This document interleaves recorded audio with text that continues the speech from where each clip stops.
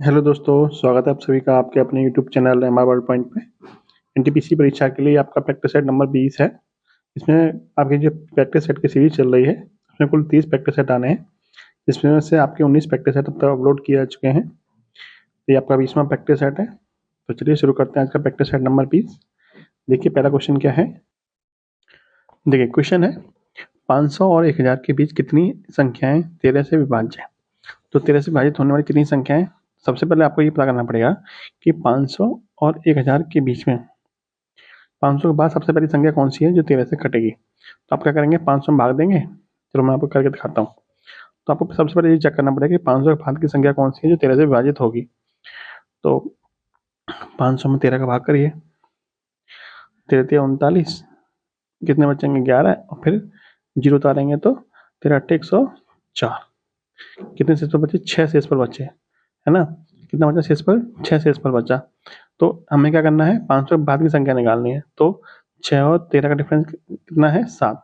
तो इसमें 7 जोड़ दीजिए, यानी 500 के बाद की जो संख्या है वो कितनी होगी, पहली संख्या जो 13 से कटेगी वो 507 निकलेगी। ऐसे ही जब हम 1000 में भाग देंगे तो इसी तरीके से हम निकाल लेंगे कि 1000 से पहले कौन सी संख्या आएगी जो 13 से कटेगी। तो वो होगी आपकी 988। ठीक है, इसी मेथड से आपको निकालना है, और कोई मेथड नहीं है निकालने का, यही मेथड है भाग देके चेक करना है। तो आपको यहाँ पता चल गया कि पहली संख्या जो 13 से कट रही है वो कौन सी है, 507। और जो अंतिम संख्या जो 13 से कट रही है 1000 के से पहले वो कौन सी है, 988।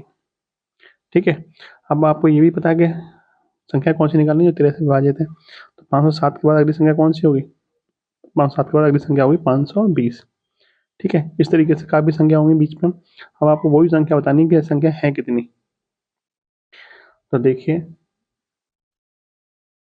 पदों की संख्या हम कैसे निकाल सकते हैं। तो पदों की संख्या n बराबर फॉर्मूला क्या होता है, लास्ट पद लास्ट माइनस के फर्स्ट अपॉन में डिफरेंस प्लस के 1। ये फॉर्मूला होता है पदों की संख्या निकालने का, जब डिफरेंस क्या दे रखा हो, सब में सेम दे रखा हो। तो यहाँ पे सब में डिफरेंस क्या सेम है, 13 13 का अंतर आएगा सब पदों में।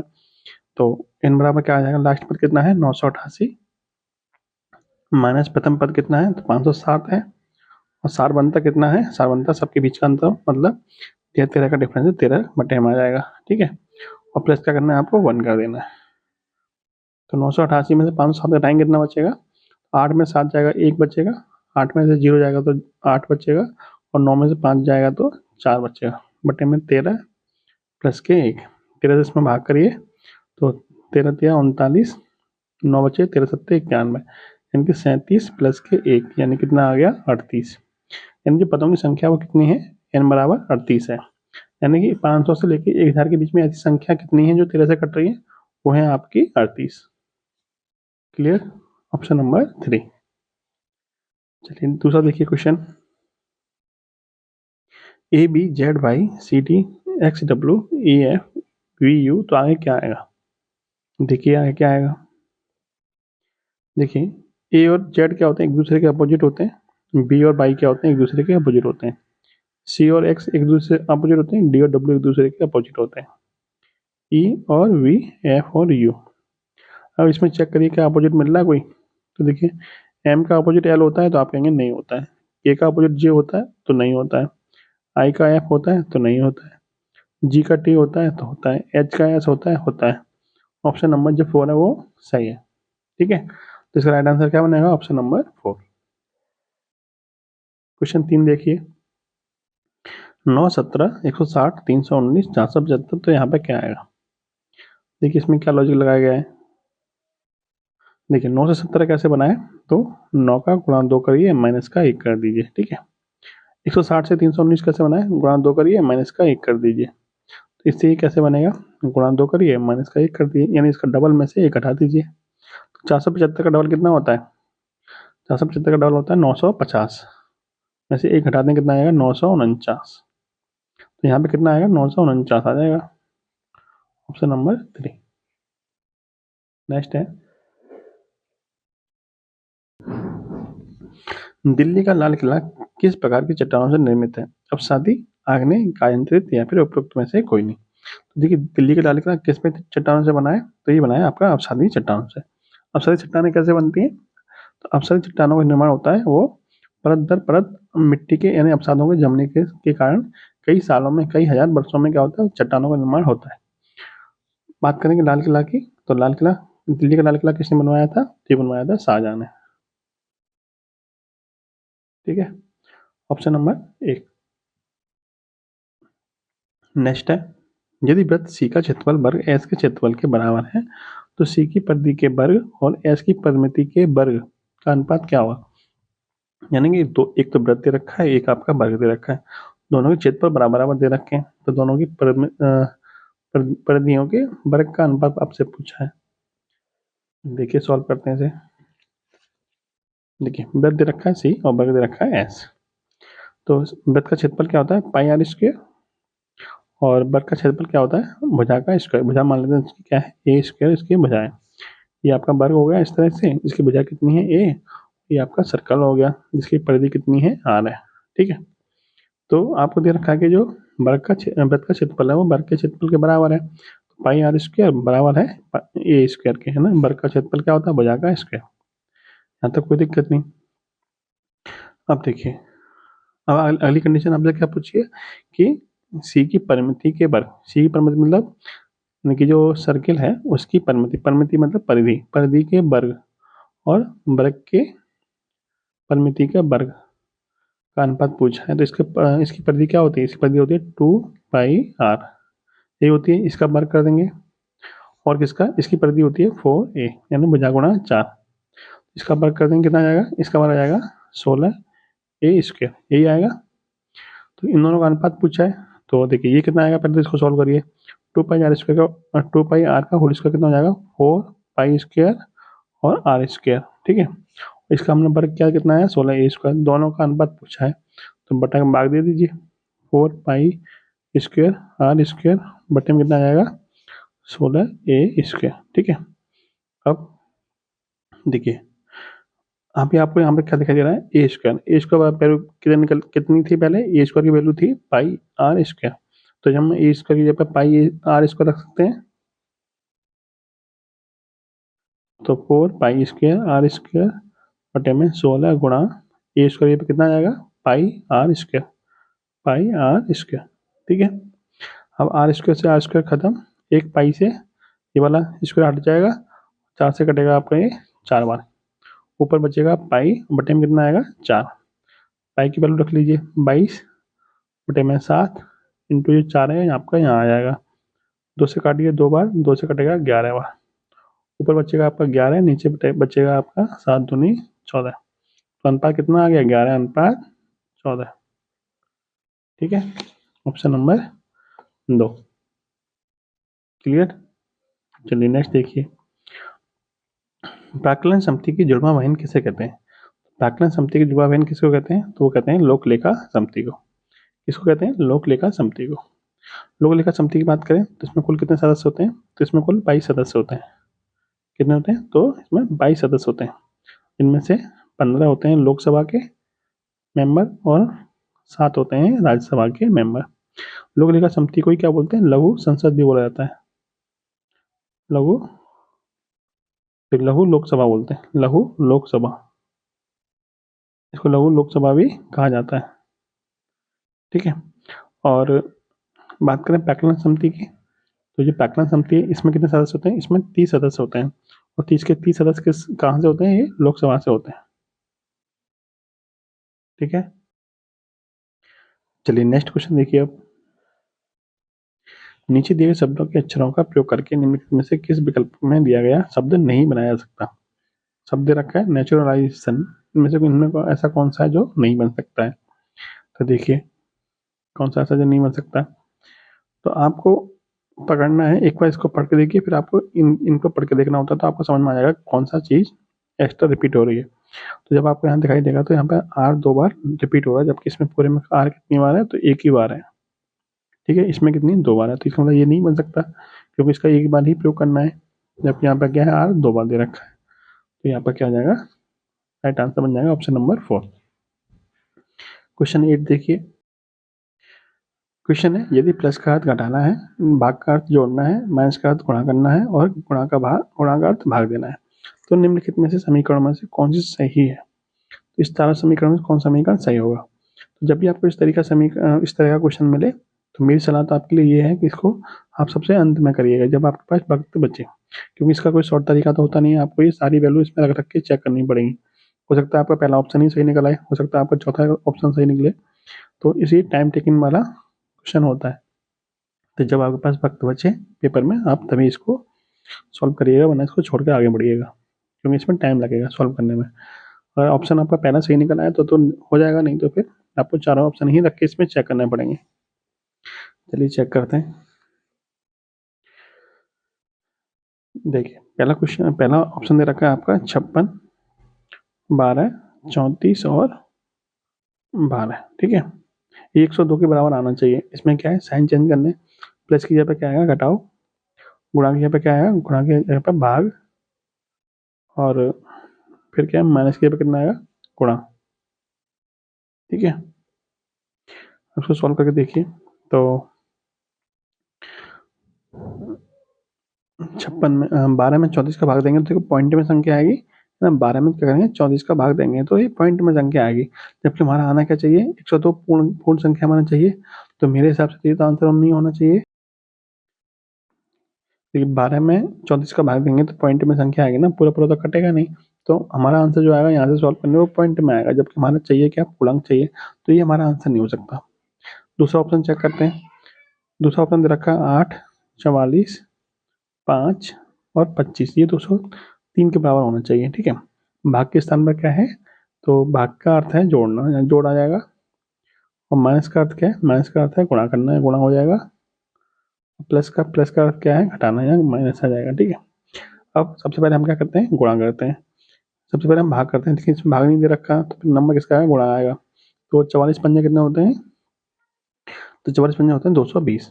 8 प्लस 220 माइनस के 25। अब क्या करेंगे हम जोड़ करेंगे, तो 8 प्लस 220 कितना हो जाएगा, 8 प्लस 220 हो जाएगा 228 माइनस के 25। 228 में 25 घटाएंगे कितना बचेगा 203। और हमारा आना कितना चाहिए 203 ही आना चाहिए। इसका मतलब दूसरा जो ऑप्शन है वो आपका सही हो रहा है। ठीक है, तो इस तरीके के सवालों में मैंने आपको बताया था कि आपको ऑप्शन में रख रख के ही चेक करना पड़ेगा, जिसमें आपका टाइम लग सकता है। तो मेरी सलाह तो आपकी यही है कि जब आपके पास वक्त बचे एग्जाम में आप तभी इसको हैंडल कीजिएगा, अदरवाइज इसको छोड़ के आगे बढ़ जाना चाहिए। चलिए नेक्स्ट देखिए। इंसुलिन निम्न में से किस प्रक्रिया के लिए उत्तरदायी है।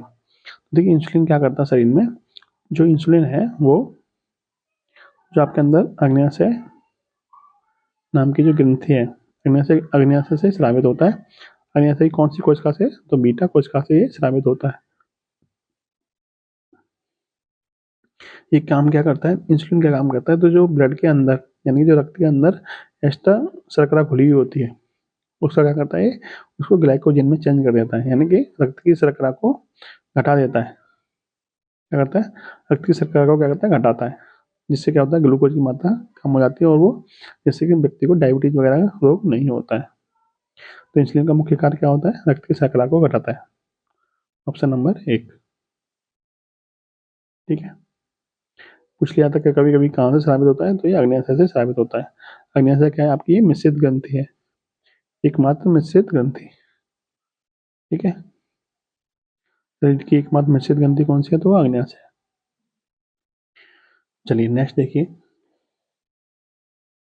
त्रिभुज एबीसी की भुजा बीसी को बढ़ाकर डी तक ले जाया जाता है यदि कोण ए सी डी बराबर 112 डिग्री और कोण बी बराबर 3/4 कोण ए है, तो बी की माप बताइए। देखिए कोई त्रिभुज एबीसी है इस तरीके से, ए बी और सी।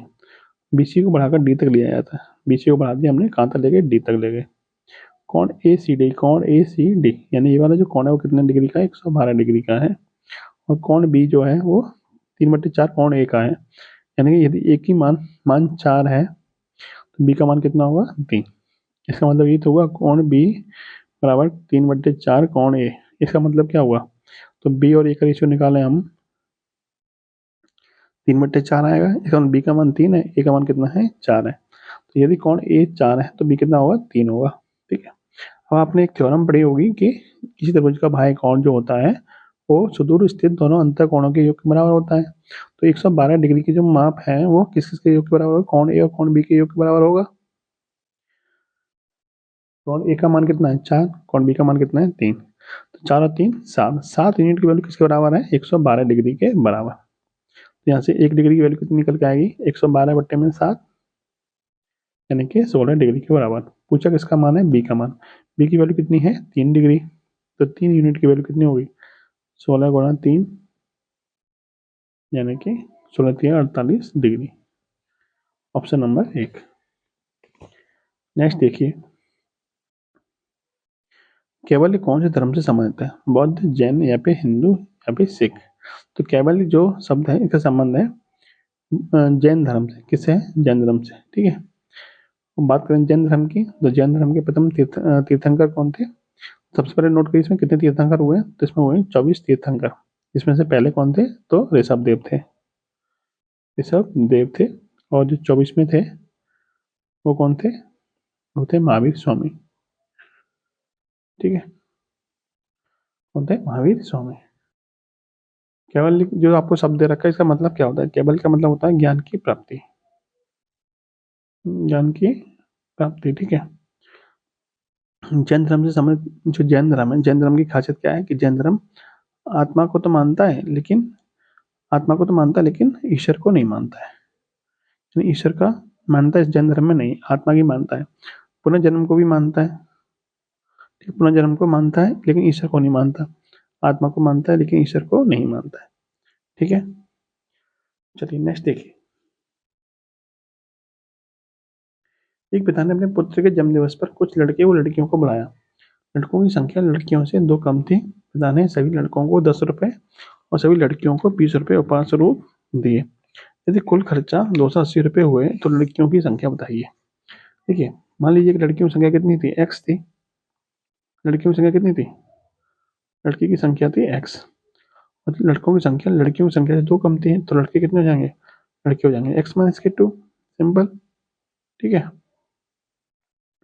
अब लड़कियों को लड़कों को कितने रुपए दिए 10 रुपए और लड़कियों को कितने दिए 20 रुपए, यानी कि x गुणा 20 प्लस x माइनस के 2 गुणा 10, यानी प्रत्येक लड़के को दिए 10 रुपए, प्रत्येक लड़की को दिए 20 रुपए, तो कुल मिला कितने रुपए बढ़ गए इनके 280 रुपए इनके खर्च हो गए।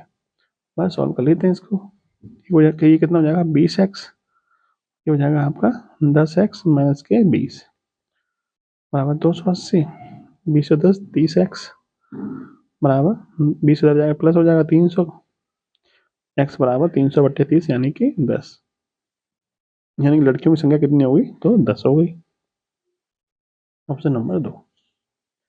नेक्स्ट देखिए, ए तथा बी की साप्ताहिक आय का अनुपात 9:7 है और उनके व्यय का अनुपात 4:3 है।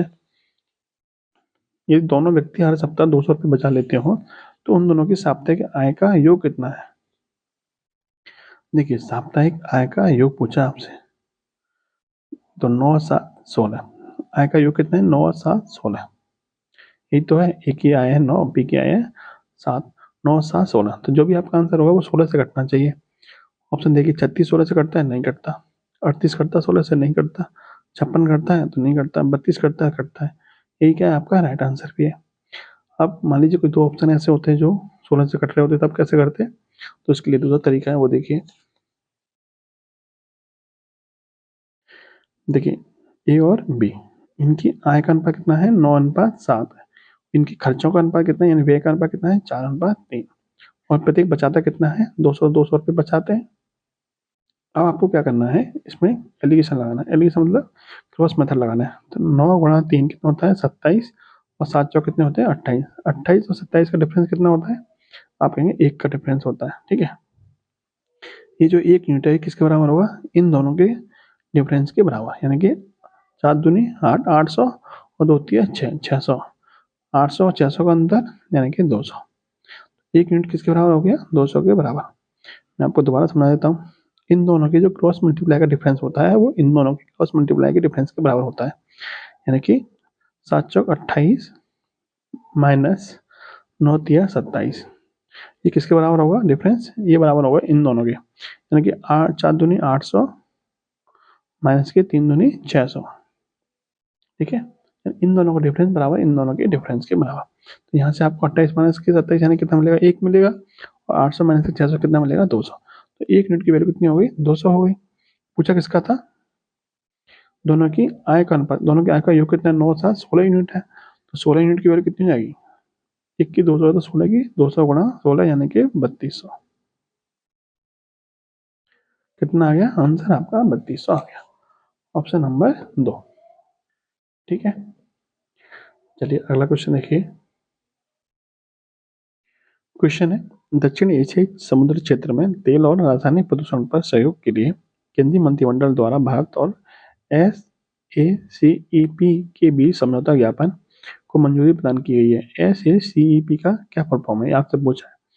देखिए SACEP की फुल फॉर्म क्या है, इसकी फुल फॉर्म है दक्षिण एशियाई सहकारी पर्यावरण कार्यक्रम। ठीक है, दक्षिण एशियाई सहकारी पर्यावरण कार्यक्रम, इसकी शुरुआत कब हुई थी, 1982 से। 1982 से इसकी शुरुआत हुई थी। SACEP की किस लिए की गई थी, जो आपके दक्षिण एशियाई देश है उसमें पर्यावरण की संरक्षण के लिए इसकी शुरुआत की गई थी। इसकी फुल फॉर्म क्या है, दक्षिण एशियाई सहकारी पर्यावरण कार्यक्रम, ऑप्शन नंबर 2। नेक्स्ट देखिए, निम्नलिखित प्रश्न में दिए गए विकल्पों से विषम संख्या चुनिए। 8 25 27 125 में विषम कौन सा है। देखिए ये आपका 2 का क्यू है, ये आपका 3 का क्यू है और ये आपका 5 का क्यू है, जबकि ये क्या है, 5 का वर्ग है। वर्ग वाली संख्या क्या हो जाएगी, अन्य 3 से भिन्न हो जाएगी, ऑप्शन नंबर 2। नेक्स्ट है, त्रिभुज एबीसी में एक कोण अन्य दो कोण के औसत के बराबर है। त्रिभुज एबीसी में एक कोण अन्य दो कोणों का औसत है, इस त्रिभुज के लिए इनमें से कौन सा कथन हमेशा सत्य होगा। देखिए ऑप्शन का क्या क्या क्या है, समद्विबाहु त्रिभुज होगा, समबाहु त्रिभुज होगा, या फिर त्रिभुज का एक कोण 60 अंश का होगा, या फिर समकोण त्रिभुज होगा। देखिए इसे निकालते हैं पहले तो।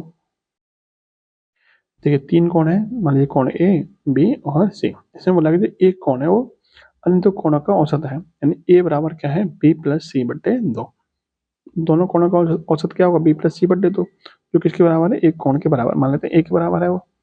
ठीक है, यहाँ से आपको क्या मिल जाएगा, 2a बराबर बी प्लस सी।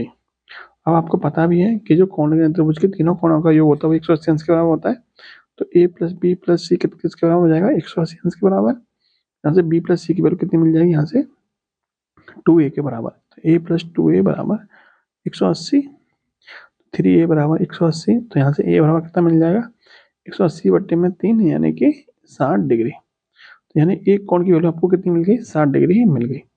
यानी ये आपको कंफर्म हो गया कि इस त्रिभुज का जो एक कोण होगा वो 60 डिग्री का तो होगा ही होगा। अब आपको ऑप्शन में भी दे रखा है कि त्रिभुज का एक कोण कितने अंश का होगा, 60 अंश का होगा, यानी कि ये वाला जो पॉइंट है आपका वो क्या है, हमेशा सत्य होगा, ऑप्शन नंबर 3। ठीक है, चलिए नेक्स्ट देखिए, कलमकारी चित्रकला में किन रंगों का प्रयोग किया जाता है। देखिए कलमकारी चित्रकला है, इसमें क्या है, प्राकृतिक रंगों का जो होता है प्रयोग किया जाता है। प्राकृतिक रंगों मतलब वनस्पति के जो रंग होते हैं, गोबर से जो रंग बनता है वो, उन उन रंगों का प्रयोग किया जाता है। ये जो वानस्पतिक रंग होते हैं ना, उनका रंगों का प्रयोग किया जाता है। ये जो कलमकारी चित्रकला है किस क्षेत्र में फेमस है, आपकी आंध्र प्रदेश और तेलंगाना। ठीक है, इन दो राज्यों में आपकी फेमस है। क्लियर, चलिए नेक्स्ट देखिए, एक ग्रामीण महिला पानी की खोज के लिए अपने घर से 2.5 किलोमीटर दक्षिणी दिशा में जाती है। मान लीजिए यहाँ से चलना शुरू करती है, दक्षिण दिशा में कितना जाती है, तो 2.5 किलोमीटर जाती है। आपको पता दिशा कैसे होती है, इस तरह से दिशा बनती है, ये पूर्व होता है, ये पश्चिम होता है, ये उत्तर होता है, दक्षिण होता है। मान लीजिए यहाँ से दक्षिण की तरफ जा रही है 2.5 किलोमीटर। ठीक है, उसके बाद फिर वह पश्चिम की ओर मुड़ती है और 1.5 किलोमीटर चलती है। कितना चलती है, तो 1.5 किलोमीटर चलती है पश्चिम दिशा की ओर। ठीक है, उसके बाद देखिए क्या करा है, तो वह दक्षिण की ओर मुड़ती है और 0.5 किलोमीटर दक्षिण की ओर मुड़ती, कितना चलती है, 0.5 किलोमीटर। क्लियर, 0.5, यानी ये दिशा कौन सी, ये कितना चल जाएगी, 0.5 किलोमीटर चल जाएगी दक्षिण की ओर। फिर वह अपनी बाईं ओर मुड़ जाती है और 1.5 किलोमीटर चलती है। इसका बायां कितना होगा, इधर कितना चल जाएगी, 1.5 किलोमीटर, यानी कि जहाँ तक आ जाएगी इसकी सीध में, क्योंकि ये ऊपर वाला भी 1.5 किलोमीटर था। अब वो अपने घर के संदर्भ में कहाँ स्थित है, अपना घर कहाँ था, इसका यहाँ पे था, यहाँ से यहाँ तक की दूरी कितनी जाएगी, 2.5 किलोमीटर, ये चल गया था, 0.5 यहाँ चल गया था, 2.5 प्लस 0.5 कितना हो जाएगा, 3 किलोमीटर। यानी अपने घर से 3 किलोमीटर कहाँ है, दक्षिण में है, अपने घर से 3 किलोमीटर कहाँ है, दक्षिण में है, ऑप्शन नंबर 3। चलिए नेक्स्ट देखिए, क्वेश्चन है सर्वाधिक अनुसूचित जाति की जनसंख्या वाला राज्य है। अनुसूचित जाति यानी कि ऐसी पॉपुलेशन सबसे ज्यादा किस राज्य में है, ये आपसे पूछा है 2011 की जनगणना के अनुसार। सबसे ज्यादा ऐसी पॉपुलेशन किस राज्य में है, तो वह है आपकी उत्तर प्रदेश में। लेकिन ये आपसे पूछा है प्रतिशत के हिसाब से, सर्वाधिक प्रतिशत के हिसाब से प्रतिशत ऐसी जनसंख्या किस राज्य में है, तो वो है आपकी पंजाब में। ठीक है, ये बात हो रही है ऐसी यानी अनुसूचित जाति की। लेकिन यही आपसे पूछ रहे हैं एसटी पॉपुलेशन सबसे ज्यादा कहाँ पर है, सबसे ज्यादा एसटी पॉपुलेशन है आपकी एमपी यानी कि मध्य प्रदेश में। लेकिन परसेंटेज के हिसाब से एसटी पॉपुलेशन सबसे ज्यादा कहाँ पर है, तो वो है आपकी मेघालय में। ठीक है, देखिए 4 क्वेश्चन बनते हैं। एक तो आपका पूछा था जनसंख्या के हिसाब से, एक पूछा था प्रतिशत के हिसाब से। सबसे ज्यादा एससी पॉपुलेशन, सबसे ज्यादा एससी पॉपुलेशन परसेंटेज के हिसाब से किस राज्य में है, पंजाब में। लेकिन जनसंख्या के मामले में सबसे ज्यादा कहाँ पर है, तो उत्तर प्रदेश में। एसटी की बात करें, सबसे ज्यादा एसटी पॉपुलेशन कहाँ पर है, एसटी मतलब अनुसूचित जनजाति, कहाँ पे, एमपी में। लेकिन सबसे ज्यादा परसेंटेज के हिसाब से पूछा जाए किसमें, किस राज्य में सबसे ज्यादा एसटी पॉपुलेशन है, तो वो है आपके मेघालय। ठीक है, चलिए नेक्स्ट देखिए, 3 भिन्न भिन्न पात्रों में भिन्न भिन्न मात्राएं के दूध और जल के मिश्रण है, जिनकी मात्राएं 403, 434 और 465 लीटर है। बड़े से बड़े माप लीटर में क्या होना चाहिए जिससे सभी भिन्न भिन्न मात्राओं को पूर्णतः मापा जा सके। कुल मिलाकर आपसे तो ये पूछना चाह रहा है कि 403, 434 और 465 का मास आप बताइए, एससीएफ बताइए। तो एससीएफ क्या होता है, वह बड़ी से बड़ी संख्या जो इन तीनों संख्याओं को पूरी तरह से काट दे। देखिए ये आपका 70 आंसर नहीं हो सकता, क्योंकि 70 से करने के लिए अंत में 0 होना चाहिए। और देखिए क्या 41 से 401 3 कर सकता है, तो नहीं कर सकता। अब पता, क्योंकि 410 कटेगा, 403 तो कटेगा नहीं। 51 से क्या ये कट सकता है, तो 51 से आपका देखिए 55 तो ये होगा आपका 405, 405 कटेगा ना कि 403, तो ये भी आपका आंसर नहीं होगा। एक ही ऑप्शन बचा जो कि आपका राइट आंसर भी है। दूसरा तरीका क्या है एससीएफ निकालने का, कि आप इनका डिफरेंस देखिए, 434 और 465 का डिफरेंस कितना है, तो आप कहेंगे 31 है। 403 और 434 का डिफरेंस भी कितना है, 31 ही है। तो इनका जो एससीएफ होगा वो कितना होगा, 31 ही होगा। कितना होगा, 31 होगा। क्यों, क्योंकि 31 क्या है, एक आपकी अभाज्य संख्या है। क्या है, अभाज्य संख्या। यदि अभाज्य संख्या नहीं होती तो इसका कोई एक गुणनखंड इसका एससीएफ होता, लेकिन ये अभाज्य संख्या है तो यही आपका क्या बनेगा, एससीएफ बनेगा, यानी मास आप इसका 31 ही बनेगा। डायरेक्ट इस आप यहाँ से निकाल सकते थे, नहीं तो आप ऑप्शन की ज्यादा से आप चेक करके निकाल सकते थे। ठीक है, नेक्स्ट देखिए, एक कुट भाषा में मॉक डेन सिल का अर्थ है नाइस बिग हाउस, फिट कॉन डेन का अर्थ है नाउ हाउस इज गुड, और बार्म टेर फिट का अर्थ है कॉस्ट इज हाई। उस भाषा में गुड के लिए कौन शब्द है। देखिए एक तरीका तो आपने जो आपको टीचर लोग बताते हैं कि इसको लिखिए बराबर में, फिर उसका त्रिभुज बनाइए, किसी का वर्ग बनाइए, वो बनाइए, उस तरीके से निकालेंगे तो आपको टाइम ज़्यादा लगेगा। मैं आपको तरीका जो बता रहा हूँ वो देखिए। सबसे पहले आपसे पूछा क्या, गुड़ का पूछा है। सबसे पहले देखिए गुड़ है कहाँ पर है, तो आप कहेंगे गुड़ है आपका यहाँ पे, कहाँ पर है, यहाँ पे। इसका कोड कौन सा है, तो इसका कोड है फिट कॉन डैन में से कोई एक कोड होगा। कौन सा होगा, फिट कॉन डैन में से कोई एक कोड होगा। क्यों होगा, क्योंकि कोड सिर्फ आपका एक ही लाइन में आया है, इन तीनों में से कोई एक कोड होगा इनका, और तो कोई कोड होगा नहीं। फिट कॉन डैन, फिट कॉन डैन, इसका मतलब मॉक इसका कोड नहीं हो सकता। ठीक है, पहली बात क्लियर यहाँ तक। अब देखिए, अब ये चेक करिए फिट कॉन डैन में से कोई और भी कहीं आया है। अब देखिए फिट आपका यहाँ पे है, और भी कहीं देखिए फिट है क्या, फिट आपका यहाँ पे भी है। इसका मतलब ये वाला कोड नहीं हो सकता, क्योंकि कोड सिर्फ हमारा एक ही जगह आया है, जबकि फिट आपका 2 जगह है। फिट का कोई कोड कोई और होगा जो 2 जगह इनमें आ रहा होगा, तो आपका फिट भी कोड नहीं हो सकता। देखिए डैन यहाँ पर है, डैन आपका यहाँ पे, ये भी 2 जगह आया है, इसका मतलब डैन भी हमारा कोड नहीं हो सकता। बचा कौन सा, कौन बचा, यही आपका क्या बनेगा, कोड बचेगा। इसका मतलब आप चेक करिए कोड कहीं जो आपका कौन दे रखा है, यहाँ पर कहीं और भी नहीं होगा। कौन इस लाइन में है, कहीं नहीं है, इसमें है, सिर्फ एक ही जगह है। और चलिए नेक्स्ट क्वेश्चन देखिए आप, 31 मई 2024 को स्वीडन ने यूक्रेन को कौन सा युद्ध विमान दिया था। स्वीडन ने किसको दिया था, यूक्रेन को। बोइंग E3 या फिर airborne surveillance and control ASC A90 विमान, या फिर एम्ब्रेयर E99, या फिर लॉकहीड P3 ओरियन। आपको पता है कि जो आपका यूक्रेन और रूस का भी युद्ध चल रहा है, ये 2-3 साल से चल ही रहा है अभी तक। और इसी चक्कर में क्या है, स्वीडन ने यूक्रेन को एक विमान दिया। उस विमान का नाम क्या है, ASC 890 विमान, यानी कि सब airborne surveillance and control, option number 2। ठीक है, ये वाला विमान दिया है किसने, यूक्रेन ने, सॉरी स्वीडन ने यूक्रेन को। आप मुझे कमेंट बॉक्स में बताना कि यूक्रेन की राजधानी क्या है, यूक्रेन की राजधानी का नाम क्या है। ठीक है, चलिए, स्वीडन की राजधानी तो आपको पता ही होगा। स्वीडन की राजधानी क्या है, स्टॉकहोम। कौन सी है, स्टॉकहोम। यहाँ पर क्या है, यहाँ पर नोबेल पुरस्कार दिए जाते हैं, यहाँ पर नोबेल पुरस्कार दिए जाते हैं। चलिए नेक्स्ट देखिए, रीजन रीजन को कोर्ट में 4 लिखते हैं, बिलीव्ड को 6 लिखते हैं, तो गवर्नमेंट को क्या लिखेंगे। तो देखिए, रीजन में कितने लेटर हैं, 1 2 3 4 5 6, 6 लेटर हैं। 6 का कितना कोड बनाया है, 4, यानी माइनस के 2 करके कोड बनाया है। लीड में कितने हैं, 1 2 3 4 5 6 7 8, 8 है। 8 में से 2 घटाएंगे तो 6 कोड बना दिया। तो गवर्नमेंट का कितना बनेगा, 1 2 3 4 5 6 7 8 9 10, 10 है, 10 में से 2 घटा दीजिए, कितना जाएगा, 8। तो गवर्नमेंट का कोड कितना बनेगा, 8 बनेगा, ऑप्शन नंबर 2। ठीक है, चलिए नेक्स्ट देखिए, चित्तौड़गढ़ में विजय स्तंभ किसने बनाया था, महाराणा प्रताप, राणा कुंभा, राणा सांगा या फिर कुंवर ध्वजन सिंह। तो चित्तौड़गढ़ का विजय स्तंभ बनाया क्यों गया था, तो जो राणा सांगा थे, उन्होंने मालवा का शासक था मोहम्मद खिलजी, इसको हराया था। ठीक है, इसको हराने के बाद जो विजय हुई थी, उस विजय उपलक्ष्य में राणा कुंभा ने विजय स्तंभ बनाया था, जो कहाँ पर है, चित्तौड़ में है। ठीक है, चित्तौड़ तो आपको बताइए कहाँ पे है, तो ये आपका राजस्थान में चित्तौड़। चलिए नेक्स्ट देखिए,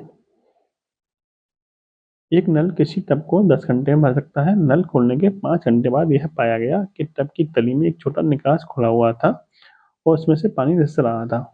तब उसे तत्काल बंद कर दिया गया। निकास बंद करने के बाद टब को भरने में 7 घंटे लगे। पानी के पूरे भरे हुए टब को निकास के माध्यम से खाली करने में कितना समय लगेगा, किसके माध्यम से, निकास के माध्यम से, यानी कि जो निकास है वो पूरी टंकी को कितने घंटे में खाली कर देगा। देखिए इसका सॉल्यूशन, देखिए मान लेते हैं नल भरने वाला वो ए है और जो खाली करने वाला है वो क्या है, बी है। ठीक है, जब नल जो भरने वाला है वो सामान्यतः कितने घंटे में भर रहा है, तो 10 घंटे में भर रहा है।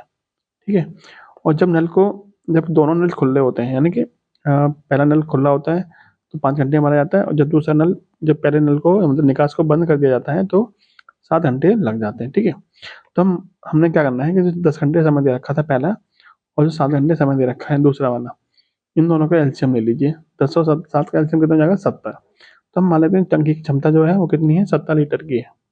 ठीक है, बी तो मैंने आपको अभी यहाँ पे निकास के लिए दर्शाया है, निकास के लिए मैंने बी को दर्शाया है। ठीक है, चलिए मैंने आपको क्या बताया, मैंने बताया कि जो आपको समय दे रखा था 7 घंटे और 10 घंटे, इनका एलसीएम ले लिया हमने 70। 70 को हमने माने टंकी की पूरी क्षमता कितनी है, 70 लीटर की है। अब जिसमें कि ए 10 घंटे में इसको पूरा भर देता है, तो 1 घंटे में कितना भरता हुआ है, 7 लीटर, यानी 7 यूनिट मान लेते हैं, क्योंकि 70 यूनिट में माना है हमने।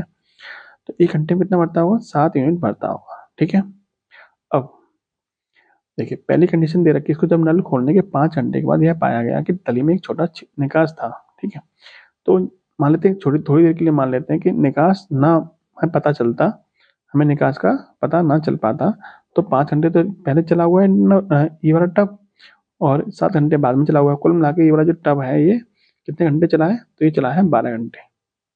कितने घंटे चल गया, 12 घंटे चल गया। 5 घंटे शुरू में चला था और 7 घंटे बाद में चला था, तो कुल मिला के 12 घंटे चल गया। और ये 1 घंटे में कितना भर रहा है, 7 यूनिट भर रहा है। तो 12 घंटे में इसने कितना भर दिया होता, 12×7 = 84 यूनिट भर दिया होता। ठीक है, यदि मान लीजिए निकास ना खुला होता तो 12 घंटे में कितना भरता, 84 यूनिट पानी भरता, नहीं भरता। लेकिन टंकी तो 70 लीटर की थी, इसका मतलब 14 लीटर जो एक्स्ट्रा भर दिया इसने, 14 लीटर जो एक्स्ट्रा भर दिया वो कहाँ गया, वो पानी जो एक्स्ट्रा भरा है वो निकास के द्वारा बाहर निकल गया, क्योंकि टंकी की क्षमता ज़्यादा थोड़ी पानी भर देगा। तो 84 लीटर भरा था 12 घंटे में, तो जो 14 लीटर एक्स्ट्रा भरा है वो निकास के द्वारा क्या हो गया, बाहर निकल गया, तभी तो 70 लीटर भर पाया। तो 14 लीटर निकास ने कितने घंटे बाहर निकाला, क्योंकि शुरू में 5 घंटे तक निकास खुला रहा था ना, तो 14 लीटर पानी को निकालने में निकास को कितने घंटे लग गए, 5 घंटे लग गए। तो 70 लीटर यानी पूरी टंकी को खाली करने में कितना समय लगेगा, तो यानी 70 लीटर को 70 यूनिट को खाली करने में कितना समय लगेगा, 5/14 गुणा 70, 70 से 14 से कटेगा 5 बार 50 25, यानी कि 25 घंटे का समय लग जाएगा। Option number 2। एक बार मैं आपको दोबारा समझा देता हूँ। देखिए मैंने क्या माना कि जो टैप भर रहा था वो 10 घंटे में भर रहा था, बाद में इसको 7 घंटे लग रहे थे। आप चाहो तो 10, 5 और 7 तीनों का एलसीएम ले सकते हो। 10, 5 और 7 का एलसीएम भी 70 ही आएगा। 10, 5, 7 का एलसीएम 70। हमने मान लिया टोटल टंकी की क्षमता थी वो 70 लीटर की थी, जिसको ये 10 घंटे में भर रहा था। जो टब 10 घंटे में भर रहा था उसको, तो 1 घंटे में कितना भरेगा, 7 लीटर भरेगा, 7 यूनिट भरेगा। अब वो टब चला कितना है, 5 घंटे शुरू में चला था, 7 घंटे बाद में चला था, कुल मिलाकर 12 घंटे चल गया। जब 1 घंटे में 7 लीटर भरना था तो 12 घंटे में कितना भरेगा, 84 लीटर भरेगा। लेकिन टंकी कितने लीटर की, 70 लीटर की, इसका मतलब 14 लीटर उसने एक्स्ट्रा भरा है। जब 14 लीटर एक्स्ट्रा भरा है तो टंकी 70 लीटर से ज़्यादा भर नहीं सकती। 14 लीटर पानी क्या निकला होगा, वो किसके द्वारा निकला है, वो निकास के द्वारा निकला है। कितने घंटे में निकला है, तो 5 घंटे में निकला है। 14 यूनिट पानी कितने घंटे में निकला है, 5 घंटे में निकला है। तो 70 यूनिट यानी कि पूरी टंकी को खाली करने में कितना समय लगेगा, तो 14 यूनिट बराबर 5, एक की वैल्यू 5/14 आ जाएगी, 70 की वैल्यू गुणा कर देंगे 70 का, कितना आ जाएगा 25 घंटे। Option number 2। नेक्स्ट देखिए, ज्योतिषर अनुभव केंद्र का निर्माण किस राज्य में हो रहा है। ज्योतिषर अनुभव निर्माण, इसका निर्माण कहाँ हो रहा है, रेवाड़ी में। कहाँ हो रहा है, रेवाड़ी। रेवाड़ी कहाँ पड़ता है आपका, हरियाणा में। कहाँ हो रहा है आपका, हरियाणा में इसका निर्माण किया जा रहा है। Option number 1। नेक्स्ट देखिए, यदि सार्वत्रिक समुच्चय यानी यू बराबर इतना दे रखा है, ए बराबर इतना दे रखा है, तो ए सी यानी कि ए डैश किसके बराबर होगा। देखिए ए सी का मतलब क्या होता है, यू माइनस के ए। इसका मतलब क्या होता है, यू माइनस के ए। इसमें से इसको हटा दीजिए, हटाने का मतलब जो जो कॉमन है उसको काट दीजिए, जो बचा वो आपका आंसर हो जाएगा। जैसे ए, ये मतलब ये आपका दे रखा है, यू की वैल्यू दे रखी है, ये आपकी ए की वैल्यू दे रखी है, इसमें जो कॉमन है उसको हटा दीजिए। ए से ए खत्म, 2 से 2 खत्म, 3 से 3 खत्म, 4 से 4 खत्म, कितना बचा 5, 6, 7, 8। तो ए सी की वैल्यू कितनी जाएगी, 5, 6, 7 और 8। ठीक है, यानी ऑप्शन नंबर 1। नेक्स्ट देखिए, ऐसा लोहा अयस्क जिसमें 72% लोहा होता है, कौन सा होता है, लेमोनाइट, सेलेराइट, मैग्नेटाइट या फिर हेमेटाइट। तो आपको ये तो बताइए कि ये सारे जो दे रखे हैं ये लोहा अयस्क हैं, यानी लोहे के अयस्क कौन से, मैग्नेटाइट है, हेमेटाइट है, सेलेराइट भी है और आपका लेमोनाइट भी है। आपसे पूछा किसमें 72% लोहा होता है, तो 72% लोहा किसमें होता है, मैग्नेटाइट में होता है। किसमें होता है, मैग्नेटाइट में होता है। ठीक है, आपको यहाँ पे हेमेटाइट दे रखा है, तो हेमेटाइट आपको पता है लोहे का अयस्क होता है। आपने हीमोग्लोबिन सब पढ़ा होगा, हीमोग्लोबिन बायोलॉजी में। इसमें क्या होता है, हीमोग्लोबिन होता है। इस हीमोग्लोबिन क्या होता है, रक्त में होता है, इसकी वजह से क्या होता है, रक्त का रंग लाल होता है। तो वो जो हीम बड़ा आया वो कहाँ से आया, आपका यहीं से आया, हेमेटाइट से। उसमें क्या होता है, आयरन होता है। हीमोग्लोबिन क्या होता है, आयरन पाया जाता है, वो कहाँ से मिलता है, आपको यहीं से मिलता है। चलिए नेक्स्ट क्वेश्चन देखिए, दिए गए संबंधित अक्षर शब्द संख्या का दिए गए विकल्पों में से चयन कीजिए। क्लोज का संबंध इससे है तो ओपन का संबंध किससे होगा। देखिए सी का संबंध किससे दर्शाया, डी से, यानी एक जोड़ दिया है। एल का संबंध किससे, एन से, यानी 2 जोड़ा गया। एल के 2 नंबर के बाद एन आता है ना, ओ के 3 नंबर के बाद आर आता है, एस के 4 नंबर के बाद डब्ल्यू, ई के 5 नंबर के बाद जे, यानी +1 करते गए, यानी एक एक बढ़ा के जोड़ता गए। तो ओ में 1 जोड़ेंगे कितना आएगा, पी में 2 जोड़ेंगे कितना आएगा, तो आर, पी आर के बाद में ई में 3 जोड़ेंगे तो एच, पी आर एच कहाँ पर है आपका, ऑप्शन नंबर 3 में दे रखा है। और लास्ट में कितना आएगा, 4 जोड़ेंगे इनमें तो आर आ जाएगा। ठीक है, चलिए नेक्स्ट देखिए, ये वाला क्वेश्चन दे रखा है। देखिए सी एफ जेड का संबंध इससे है तो इसका संबंध किससे रहा होगा। देखिए इससे कैसे बनाए, तो सी में 5 जोड़ेंगे कितना आएगा, एच आएगा। एफ में 4 जोड़ेंगे, सॉरी 3 जोड़ेंगे कितना आएगा, आई आएगा। और जेड में से 5 हटा देंगे कितना आएगा, तो यू आएगा। यानी पहले 5 जोड़ा गया है, फिर 3 जोड़ा गया है, फिर 5 घटा दिया गया है। तो हमें उल्टा चलना है। अब हमें क्या करना पड़ेगा, 5 घटाना पड़ेगा, क्योंकि हमें पहले वाला पूछा है। तो जे में से 5 घटाएंगे कितना आएगा, ई आएगा। एल में से 3 घटाएंगे कितना आएगा, आई आएगा। और एस में हम 5 जोड़ देंगे कितना आएगा, तो यानी कि एक्स आ जाएगा। तो ई आई एक्स, ऑप्शन नंबर डी, यानी कि 4, ऑप्शन नंबर 4 आपका सही है। चलिए नेक्स्ट देखिए, हृदय का संबंध कार्डियोलॉजिस्ट से है, तो ब्लड का संबंध ब्लड किसको बोलते हैं, किडनी को। हृदय के जो विशेषज्ञ होते हैं उसको क्या बोलते हैं, कार्डियोलॉजिस्ट बोलते हैं। जो ब्लड के विशेषज्ञ होते हैं वो क्या बोलते हैं, नेफ्रोलॉजिस्ट, ऑप्शन नंबर 3। नेफ्रॉन क्या होता है, नेफ्रॉन किडनी की इकाई होती है। नेफ्रॉन किडनी की इकाई होती है, और इसका जो डॉक्टर होते हैं उनको क्या बोलते हैं, नेफ्रोलॉजिस्ट बोलते हैं, ऑप्शन नंबर सी।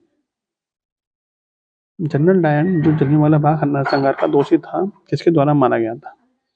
जो आपका जो जलियांवाला हत्याकांड हुआ था 13 अप्रैल 1919 को, 13 अप्रैल 1919 को, उसमें जो गोली चलाने का आदेश दिया था वो जनरल डायर ने ही दिया था। इस हत्याकांड के बाद में इसको इंग्लैंड में जाके मारा था। वो किसने मारा था, उधम सिंह ने। किसने मारा था, उधम सिंह ने इंग्लैंड में घुस के मारा था, ऑप्शन नंबर 3, उधम सिंह। ठीक है, नेक्स्ट देखिए, वर्ल्ड हेल्थ ऑर्गेनाइजेशन ने मई 2024 को निमहंस बेंगलुरु को कौन सा पुरस्कार प्रदान किया है, नेल्सन मंडेला, संसाकावा, सभी के लिए स्वास्थ्य फिल्म महोत्सव, या फिर सार्वजनिक स्वास्थ्य चैंपियन पुरस्कार। तो निमहंस को कौन सा पुरस्कार मिला है, इसको मिला है नेल्सन मंडेला पुरस्कार। ठीक है, किसने दिया है, वर्ल्ड हेल्थ ऑर्गेनाइजेशन, WHO। इसका मुख्यालय कहाँ पर है, जेनेवा स्विट्जरलैंड में, जेनेवा स्विट्जरलैंड में। ठीक है, इसका मुख्यालय। इसके हिसाब से वर्तमान में हेड पूछ लिया है, इसके हेड कौन है, WHO के हेड टेड्रोस। ठीक, चलिए नेक्स्ट देखिए, ग्रामीण क्षेत्रों में कृषकों को प्रत्यक्ष वित्तीय ऋण किस संस्था द्वारा उपलब्ध कराया जाता है, सहकारी बैंकों द्वारा, राज्य सहकारी बैंकों द्वारा, नाबार्ड द्वारा, या फिर ग्रामीण बैंकों द्वारा। तो ग्रामीण क्षेत्रों में जो लोन मिलता है या फिर कृषकों को जो KCC दी जाती है वो किसके द्वारा मिलता है, वो आपका नाबार्ड बैंक द्वारा। ठीक है, किसके द्वारा मिलता है, वो नाबार्ड बैंक के द्वारा मिलता है। बात करें नाबार्ड की, NABARD, इसकी फुल फॉर्म पूछी जाती है, तो फुल फॉर्म मैं आपको बोल देता हूँ, national bank for agriculture and rural development. इसकी स्थापना कब हुई थी, 12 जुलाई 1982 को। इसके हेड कौन है वर्तमान में, KV साजी। KV साजी इसके वर्तमान में हेड है। 12 जुलाई 1982 को इसकी स्थापना हुई थी। ठीक है, क्लियर। नाबार्ड की फुल फॉर्म याद रखिएगा, national bank for agriculture and rural development. चलिए नेक्स्ट देखिए, 4 की पावर 6 गुणा 2 की पावर 3 की पावर 2 भागित 8 की पावर 2 गुणा 3 की पावर 2 गुणा 4 की पावर 2। ठीक है, देखिए सॉल्व करते हैं इसे। क्वेश्चन ये रखा है 4 की पावर 6 गुणा, देखिए 2 की पावर 3 की पावर 2 है, तो आपको पता है कि ब्रैकेट के बाहर जो घात होती है तो गुणा में क्या होती है, मतलब ब्रैकेट के बाहर जो घात होती है उसका आपस में क्या होता है, गुणा हो जाता है। तो 2 की पावर कितना हो जाएगा, 2 की पावर हो जाएगा 3 दूनी 6 भागित, और ब्रैकेट के अंदर की चीजें हैं कितनी है, 8 की पावर 2 है गुणा 3 की पावर 2 गुणा 4 की पावर 2। ठीक है, अभी भाग है यहाँ पे, ये ब्रैकेट है, ब्रैकेट हटेगा तो इस ब्रैकेट पूरे का भाग दिया जा रहा है किसमें, 2 की पावर 6 में। तो ये हो जाएगा 4 की पावर 6 गुणा 2 की पावर 6, बटे में कितना है, तो 8 की पावर 2 गुणा 3 की पावर 2 गुणा 4 की पावर, तो ये पूरा का बटे में। इसको सॉल्व करिए, देखिए ऊपर हो जाएगा आपका 4 की पावर 6 गुणा 2 की पावर 6 कितना होता है, तो 64 होता है, बटे में 8 की पावर 2 कितना होता है, 64, 3 की पावर 2 कितना होता है, 9, और 4 की पावर 2 कितना होता है, 16। ठीक है, 64 से 64 खत्म। अब देखिए 4 की पावर 6 बचा ऊपर, तो इसको हम लिख सकते हैं 4 गुणा 4 की पावर 4 बटे में 9 गुणा 16, इस 16 से ये वाला 16 खत्म। अब कितना बचा ऊपर, 4 की पावर 4 बचा, इसको लिख सकते हैं 4 की पावर 2 गुणा 4 की पावर 2 बटे में 9, 4 के बाद 2 कितना था 16, 16 गुणा 16 बटे में 9 यानी कि 256 बटे में 9। ठीक है, 16 का बार कितना होता है 256 होता है, 256 बटे में 9, ऑप्शन नंबर 2। ठीक है, चलिए नेक्स्ट देखिए। कथन कह रहा है कि कुछ डेस्क टॉफियां हैं, कोई भी टॉफी काली नहीं है। तो कुछ डेस्क क्या है, कुछ डेस्क टॉफियां हैं। ठीक है, और कोई भी टोपी क्या है काली नहीं है, काली वाला अलग बन जाएगा। ठीक है, अब देखिए कुछ टोपियां डेस्क हैं, कुछ टोपियां डेस्क हैं तो हैं, कभी सभी डेस्क काली हैं, सभी डेस्क काली हैं तो काली नहीं है, बिल्कुल गलत है। अब कौन सा निष्कर्ष निकल रहा है, केवल एक निष्कर्ष निकल रहा है, ऑप्शन नंबर 1। ठीक है, चलिए नेक्स्ट देखिए। विश्व का प्रथम इलेक्ट्रॉनिक डिजिटल कंप्यूटर का नाम क्या है। इलेक्ट्रॉनिक डिजिटल कंप्यूटर, फिलिप है, होगोन है, एनियक है, यहाँ पे कॉम्पटन है।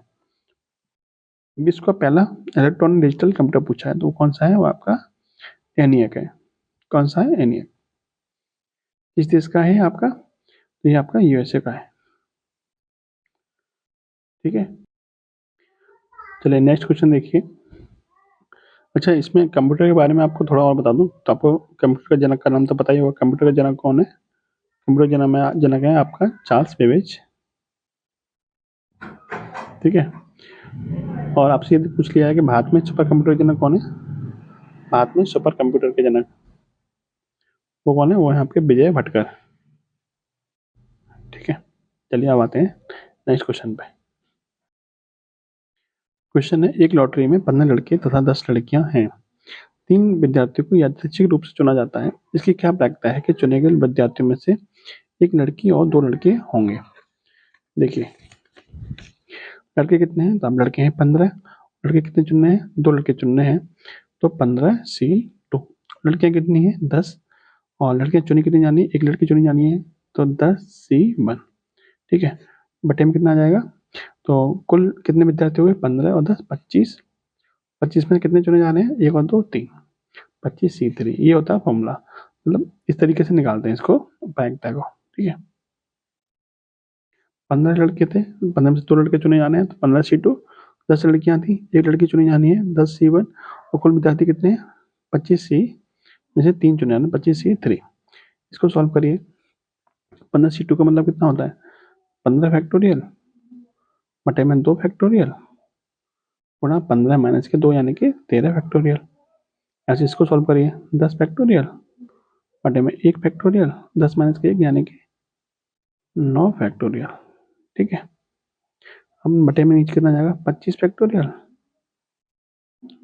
बटे में 3 फैक्टोरियल, और 25 माइनस के 3 यानी कि 22 फैक्टोरियल। ठीक है, इसको आगे सॉल्व करते हैं। 15 फैक्टोरियल हम सॉल्व करेंगे आगे, तो 15 फैक्टोरियल मतलब 15 गुणा 14 गुणा 13 फैक्टोरियल लिख सकते हैं इसको। बटे में दे रखा है 2 फैक्टोरियल मतलब 2 गुणा 1 गुणा 13 फैक्टोरियल। ठीक है, इसको सॉल्व करिए। 10 फैक्टोरियल को लिख सकते हैं 10 गुणा 9 फैक्टोरियल बटे में आ जाएगा 1 फैक्टोरियल मतलब 1 ही होता है, 9 फैक्टोरियल को 9 फैक्टोरियल ही रहने दीजिए, बटे में हो जाएगा आपका ये 25 फैक्टोरियल, 25 गुणा 24 गुणा 23 गुणा 22 फैक्टोरियल लिख सकते हैं इसको। बटे में दे रखा है इसके, देखिए ये तो पूरा में बटा है, इसके बटे में ये 25 वाला आएगा, तो यहाँ दे रखा है 3 फैक्टोरियल यानी 3 गुणा 2 गुणा 1, और 22 फैक्टोरियल को ऐसे ही रहने दीजिए। अब देखिए 13 फैक्टोरियल से 13 फैक्टोरियल खत्म, 9 फैक्टोरियल से 9 फैक्टोरियल खत्म, 22 फैक्टोरियल से 22 फैक्टोरियल खत्म। अब देखिए क्या क्या बचा, अब देखिए 2 है यहाँ पे, 2 से कटेगा ये 7 बार, 15 सत्ते 105। ठीक है, यहाँ बचा खाली 10।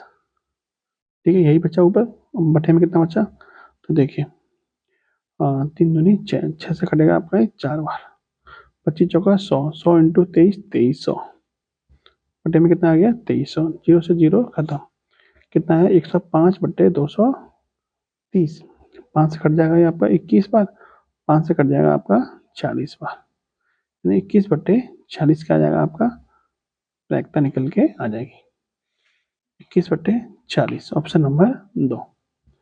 ठीक है, क्वेश्चन देखिए अगला। एक महिला की ओर संकेत करते हुए गीता कहती है, गीता क्या कहती है? वह मेरी दादी की एकमात्र संतान। मेरी दादी की एकमात्र संतान कौन होगी? मेरे पिताजी की बेटी, यानी कि मेरी बहन होगी। ठीक है, कौन होगी? मेरी बहन।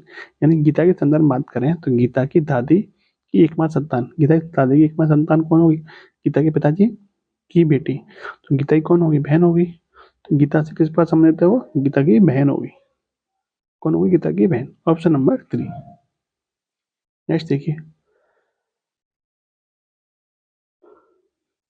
एक गांव में 30% लोग साक्षर हैं। यदि गांव की कुल जनसंख्या 6600 है तो साक्षरों की कुल संख्या क्या होगी? आपको क्या करना है? 6600 का 30% निकाल देना है सीधे सीधे। कितना होगा? 66 क्या होता है? 198। 198 पे एक जीरो, यानी कि 1980। देखो 6600 का तो 30% है, कुल जनसंख्या दे रखी है 6600। 30% लोग साक्षर हैं, साक्षर कितने हो गए? 6600 का 30%। सेलुलोज से बने कृत्रिम रेशे को क्या कहते हैं? नायलॉन, रेयॉन, पॉलिस्टर या फिर कार्बन फाइबर। देखिए सेलुलोज क्या होता है? ये आपका पेड़ पौधों में पाया जाता है। ठीक है, पेड़ पौधों में पाया जाता है। कोशिका भित्ति होती है, इसको क्या बोलते हैं? ये कोशिका भित्ति होती है जो कि आपकी पेड़ पौधों की कोशिका में पाया जाता है, ना कि जंतु कोशिका में पाई जाती है। ठीक है, ये ध्यान रखिएगा, सेलुलोज कहाँ पाया जाता है? पेड़ पौधों में, ना कि जंतुओं में। और ये किसकी बनी होती है? तो ये होती है आपकी रेयॉन की। Option number 2। ठीक, चलिए आप अगला क्वेश्चन देखिए। देखिए क्वेश्चन है, एक धनराशि चक्रवृद्धि ब्याज पर जमा करने पर 4 वर्षों में अपनी दोगुनी हो जाती है। 4 वर्षों में दोगुनी हो जाती है, तो वह कितने वर्षों में अपनी 4 गुनी हो जाएगी? देखिए 4 वर्ष में कितनी हो रही है? 2 गुनी। 4 वर्ष में हो रही है 2 गुनी। ठीक है, तो आपसे पूछा वो कितने वर्षों में कितनी हो जाएगी? तो 4 गुनी हो जाएगी। तो देखिए 2 से 4 कैसे बनता है? 2 का पावर 2 करके बनता है। तो जो घात आती है उस घात का किसमें गुणा करते हैं हम? समय में। 4 दूनी 8। कितना टाइम लग जाएगा? 8 वर्ष का समय लग जाएगा। यानी 8 वर्ष में कितनी हो जाएगी? तो ये आपकी 4 गुनी हो जाएगी। ठीक है, इस तरीके से किया जाता है। 4 वर्ष में 2 गुनी, कितने वर्ष में? 4 गुनी हो जाएगी। 2 से 4 कैसे बनता है? 2 का पावर करके। ठीक है, पावर जो आती है, घात जो आती है ऊपर, उसका गुणा किया जाता है समय में। तो 2 के गुणा 4 में करेंगे कितना आएगा? 8। यानी कि 8 वर्षों में कितनी हो जाएगी? 4 गुनी हो जाएगी। नेक्स्ट है, वायु शक्ति 2024 भारतीय वायुसेना का सैन्य अभ्यास किस राज्य में हुआ है? राजस्थान, गुजरात, जम्मू कश्मीर और मेघालय। तो ये किसमें हुआ? ये हुआ है आपका राजस्थान में। किसमें हुआ है? राजस्थान में हुआ है। बात करें भारतीय वायुसेना की, तो वायुसेना दिवस कब मनाते हैं? 8 अक्टूबर को। 8 अक्टूबर को वायुसेना दिवस मनाया जाता है। और वर्तमान में वायुसेना के प्रमुख कौन है? यानी कि एयर चीफ मार्शल कौन है? एयर चीफ मार्शल कौन है? ये आपको कमेंट बॉक्स में बताना है, क्योंकि ये मैं आपको बता चुका हूँ पिछले प्रैक्टिस सेटों में। आपको ये बताना है कमेंट बॉक्स में, भारतीय वायुसेना के एयर चीफ मार्शल कौन है, प्रमुख कौन है। अभी नए बने हैं तो आपको कमेंट बॉक्स में बताना है। नेक्स्ट देखिए, 3 की पावर 21 को 5 से विभाजित करने पर शेषफल क्या होगा? 3 की पावर 21 को, देखिए 3 की पावर 21 को हम 5 से भाग करेंगे, शेषफल हमारा क्या आएगा? तो देखिए इसको हम लिख सकते हैं 3 गुणा 3 की पावर 20 लिख सकते हैं, और टाइम कितना आ जाएगा? 5। इसको हम लिख सकते हैं 3 गुणा 3 की पावर 4 की पावर 5, और टाइम कितना आ जाएगा? 5। ठीक है, क्योंकि 4 पंजे 20 और 21, अब भी कोई दिक्कत नहीं आता। अब देखिए आगे, 3 गुणा 3 की पावर 4 कितना होता है? 81 की पावर कितना जाएगा? 5, बटे में कितना जाएगा? 5। अब देखिए 3 को तो यहीं रहने दीजिए, 81 में जब हम 5 से भाग करेंगे शेषफल कितना आएगा? 1 आएगा। 1 की पावर 5, 5 ही रहेगा, बटे में कितना आएगा? 5 ही रहेगा। अब 1 की पावर 5 1 ही होता है, 1 का गुणा 1 3 में करेंगे कितना आएगा? 3। 3 बटे 5, 3 बटे 5 का मतलब क्या है? 5 का भाग देने में कितना शेषफल आ रहा है? तो 3 शेषफल आ रहा है। तो इसका मतलब इस पूरी संख्या को हम 5 से भाग करें, शेषफल हमारा कितना आएगा? 3 शेषफल ही आएगा।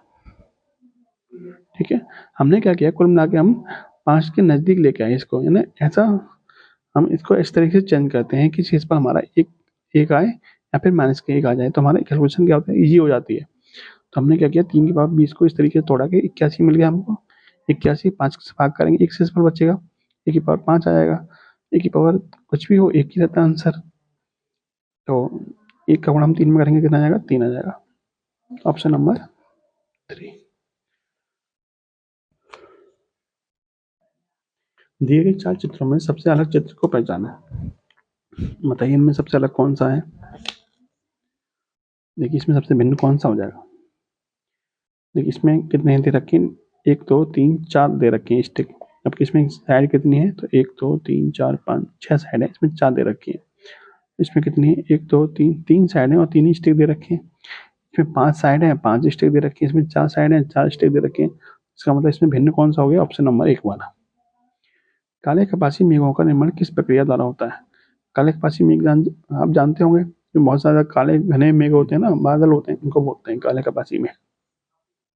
इनका निर्माण कैसे होता है, तो जब भूमध्य रेखा पर गर्मी पड़ती है तो उससे क्या होता है, संघनन, मतलब संघनन क्रिया के द्वारा क्या होती है, भाप बनती है। भाप बनने के बाद में क्या होता है, बादल बनते हैं। उस प्रक्रिया के द्वारा जो बादल बनते हैं उनको बोलते हैं काले कपासी बादल।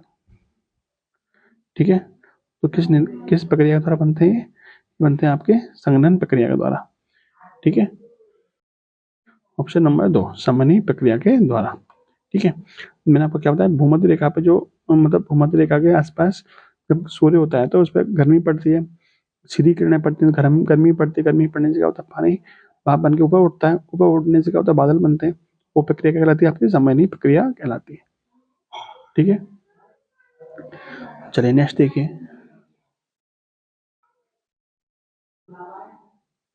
यदि किसी भिन्न के हर में एक जोड़ा जाता है तो भिन्न 1/2 हो जाती है। यदि भिन्न के अंश में एक जोड़ा जाता है तो भिन्न 1 हो जाती है। भिन्न के अंश और हर का योगफल बताइए कितना होगा। देखिए भिन्न मान लीजिए आप x/y मान लीजिए। जब हर में एक जोड़ा जाता है तो भिन्न कितनी हो जाती है, 1/2 हो जाती है। ठीक है, यहाँ से आप क्या निकाल लीजिए, 2 गुणा इधर करिए, कितना जाएगा ये, 2x बराबर y+1। ठीक है, और दूसरी लाइन देखिए, जैसे भिन्न के अंश में एक जोड़ा जाता है तो, यानी कि x+1 में जब एक जोड़ा जाता है भिन्न कितनी हो जाती है, 1 हो जाती है। यहाँ से आपको क्या मिल जाएगा, यहाँ से आपको मिल जाएगा बाई कोण 1 में करेंगे बाई बराबर x+1। ठीक है, यदि मैं इसमें दोनों तरफ 1 जोड़ दूँ,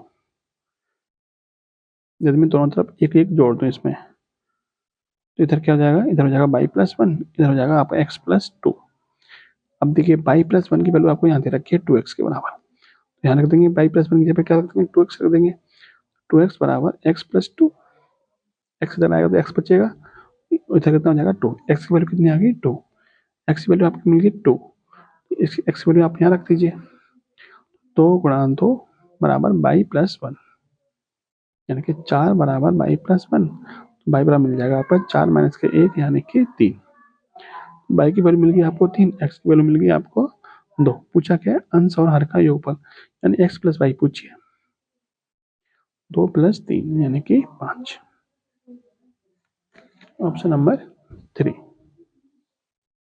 नेक्स्ट देखिए, निम्न में से कौन सा त्रिक 3 16 125 अधिक साम्यता रखता है। इनमें से बताइए, इनमें कौन सा मैच कर रहा है इससे। देखिए 3 से अगली संख्या आती है 4, 4 का वर्ग है, और 4 से अगली संख्या आती है 5, 5 का क्यूब है। यहाँ देखिए ये तो क्यूब है नहीं, 81 हटाइए। 343 है, 144 क्यों नहीं है तो ये भी हटाइए। 256 क्यों नहीं है तो ये भी हटाइए। एक ही ऑप्शन बचा 5, 5 से अगली संख्या 6 का 6 का वर्ग फिर 7 का क्यूब। इन ऑप्शन नंबर 2 ही मैच कर रहा है आपका। ठीक है, चलिए नेक्स्ट देखिए, 1 रुपए के नोट पर किसके हस्ताक्षर होते हैं। 1 रुपए के नोट पर किसके हस्ताक्षर होते हैं, वित्त सचिव के। ठीक है, वित्त सचिव के। क्लियर, फाइनेंस सेक्रेटरी के क्या होते हैं, साइन होते हैं। बाकी सभी नोटों पर किसके होते हैं, बाकी सभी नोटों पर होते हैं आरबीआई के गवर्नर के। क्लियर, 1 रुपए नोट पर कितने होते हैं, फाइनेंस सेक्रेटरी यानी वित्त सचिव के होते हैं। बाकी सभी नोटों पर किसके होते हैं, आरबीआई के गवर्नर के। ठीक, चलिए नेक्स्ट देखिए, एक वस्तु 20% घाटे पर बेची जाती है। यदि वही वस्तु 20 रुपए के अधिक मूल्य पर बेची जाती तो विक्रेता को 20% का लाभ होता। ये कोई चीज पहले 20% के घाटे पर बेची जा रही थी, अब क्या है, अब 20% के लाभ पर बेची जा रही है। तो ये लाभ 20 घाटे से 20 लाभ कैसे बना, 20 रुपये जब अधिक पे बेची जा रही है तब। तो इस 20 की वजह से अंतर कितना आया, इस 20 की वजह से अंतर आया आपका, इस 20 रुपये की वजह से अंतर कितना आया, कितने परसेंट का अंतर आया, तो 20 और 20 40 का अंतर आया। कितना अंतर आया, 40% का अंतर आया। यानी इस 40% की वजह से 20 रुपये का अंतर आ रहा है, या फिर आप क्या कह सकते हैं 20 रुपये की वजह से कितना अंतर आ रहा है, 40% का अंतर है। यानी पहले 20 का घाटा हो रहा था, अब 20 का लाभ हो रहा है। तो अंतर कितना आया, 20 माइनस के 20 करेंगे तो ये प्लस का 20 हो जाएगा, 20 और 20 40। तो 20 रुपये की वैल्यू 40% के बराबर है। तो 100% की वैल्यू कितने रुपये के बराबर होगी, तो ये इसका कितना होना है, 2.5 गुना। तो ये इसका कितना होना होगा, 2.5 गुना, यानी कि 50 रुपये के बराबर होगी। तो उसका क्रय मूल्य कितना हो जाएगा, उसका क्रय मूल्य हो जाएगा 50 रुपये, क्योंकि 100% क्या होता है, क्रय मूल्य माना जाता है। ठीक है, समझ में आया वो उम्मीद है। नहीं तो आप फिर यदि ये तरीका समझ में नहीं आया तो यदि आप दूसरा तरीका देखना चाहते हैं तो वो भी देख लीजिए। देखिए 20% घाटे पर बेच जाती है। मान लीजिए 100 रुपये की कोई चीज़ थी, 20% घाटे पर 80 बेची जा रही है। अब वो कह रहा है कि 20% लाभ पर बेची जानी चाहिए, तो 120 में बेची जाएगी। तो पहले 80 की बेची जा रही थी, अब 120 की बेची जा रही है। तो कितने का लाभ हो रहा है, तो लाभ हो रहा है 40 का। लेकिन एक्चुअल में कितने का लाभ हो रहा है, 20 रुपये का। तो 20 रुपये का, तो सॉरी 40 यूनिट की वैल्यू कितनी है, 40 यूनिट की वैल्यू है 20 रुपये के बराबर। ठीक है, तो 100 उन्हें क्रय मूल्य कितना माना, 100 माना, तो 100 की वैल्यू कितनी हो जाएगी, देखिए ये इसका आधा है, तो इसका आधा कितना हो जाएगा, 50 रुपये। ठीक है, आप इस तरीके से भी इसको कर सकते हैं। Option number 3। चलिए नेक्स्ट देखिए, अंतर्राष्ट्रीय योग दिवस कब मनाया जाता है, अंतर्राष्ट्रीय योग दिवस कब मनाया जाता है, तो ये मनाया जाता है आपका 21 जून को। 21 जून को। सबसे लंबा दिन भी कौन सा होता है, सबसे लंबा दिन आपका 21 जून को ही होता है। ये उत्तरी गोलार्ध का, उत्तरी गोलार्ध की बात हो रही है, पूरी पृथ्वी की बात नहीं हो रही है, उत्तरी गोलार्ध की बात हो रही है। उत्तरी गोलार्ध में सबसे लंबा दिन कब होता है, तो 21 जून का होता है। योग दिवस भी कब मनाते हैं, 21 जून को मनाते हैं। कब से मनाया जा रहा है, ये 2015 से मनाया जा रहा है, 2015 से मनाया जा रहा है। ठीक है, ऑप्शन नंबर 3। अंतर्राष्ट्रीय न्यायालय का मुख्यालय कहाँ पर है, जिनेवा, लंदन, मैड्रिड या फिर हेग। तो अंतर्राष्ट्रीय न्यायालय का मुख्यालय कहाँ पर है, द हेग, नीदरलैंड में।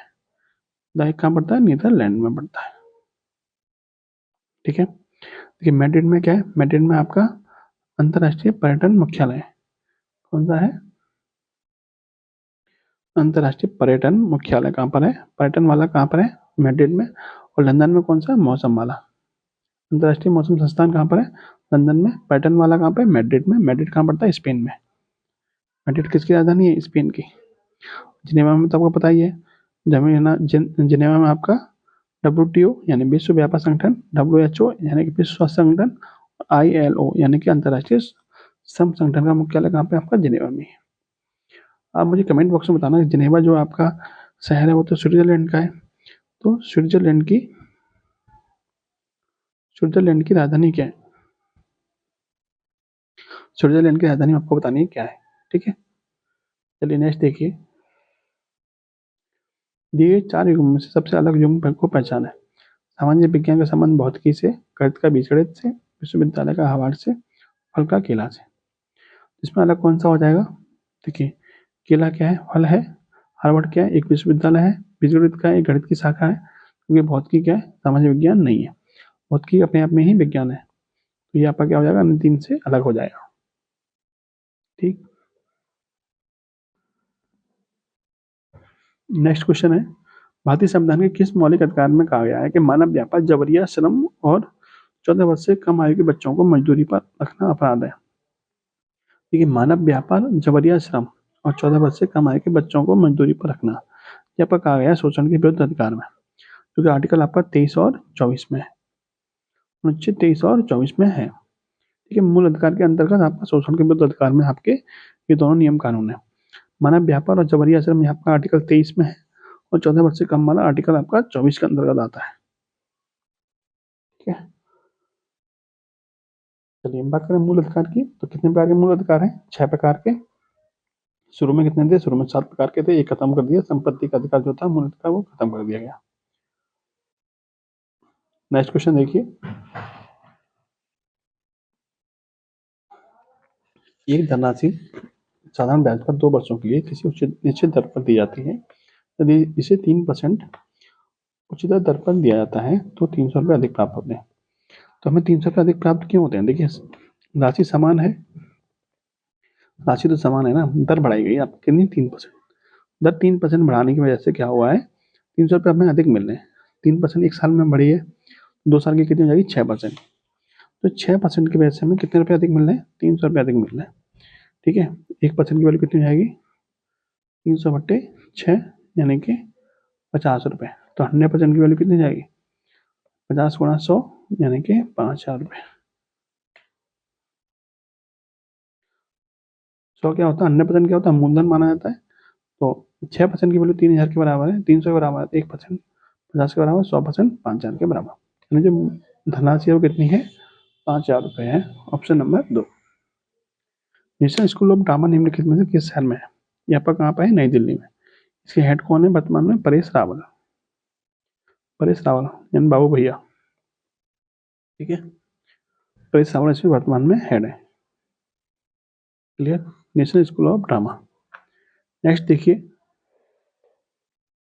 दिए गए शब्दों को शब्दकोश के क्रम में दर्शाना है, इस हेतु सही विकल्प चुनिए। देखिए इसमें सबसे पहले कौन सा आएगा, तो यहाँ पे एपी है, एपी है, एपी है, यहाँ पे ए एन है, यहाँ पे क्या एपी है। देखिए एन ये तो सब में कॉमन है, यहाँ पी है, यहाँ पी है, यहाँ पी है, यहाँ पे एन है। पी से पहले एन आता है क्योंकि एन 14वें नंबर पर आता है, पी 16वें नंबर पर आता है। पहले कौन सा आ जाएगा, पहले आएगा 5वें नंबर वाला, यानी कि इन दोनों में से कोई एक आएगा। तो पहले दूसरा वाला तो होगा नहीं। अब देखिए 5 के बाद में कौन सा आएगा, चौथा आएगा या फिर पहला आएगा। तो चौथे और पहले की तुलना कर लीजिए बस। तो यहाँ ए पी के बाद में पी है, यहाँ ए पी के बाद में पी है, पी के बाद में आर है, यहाँ पी के बाद में ओ है। तो आर और ओ में पहले कौन आता है, आप कहेंगे ओ पहले आता है। तो 5 के बाद कौन से नंबर पर आएगा, चौथा वाला पहले आएगा, क्योंकि आपका ऑप्शन नंबर 4 में दिया हुआ है। इस तरीके से आप बाकी की चेक करने की जरूरत नहीं है, आपका यही आपका आंसर निकल के आ जाएगा, ऑप्शन नंबर 4। नेक्स्ट देखिए,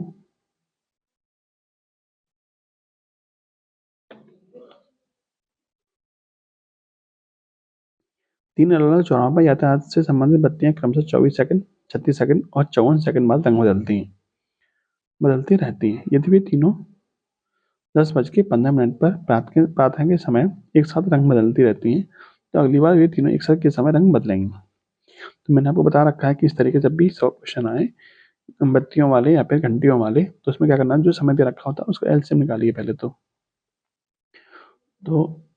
24, 36 और 54, 24, 36 और 54 का एलसीएम कितना होगा, आप कहेंगे इसके टुकड़े कर लीजिए।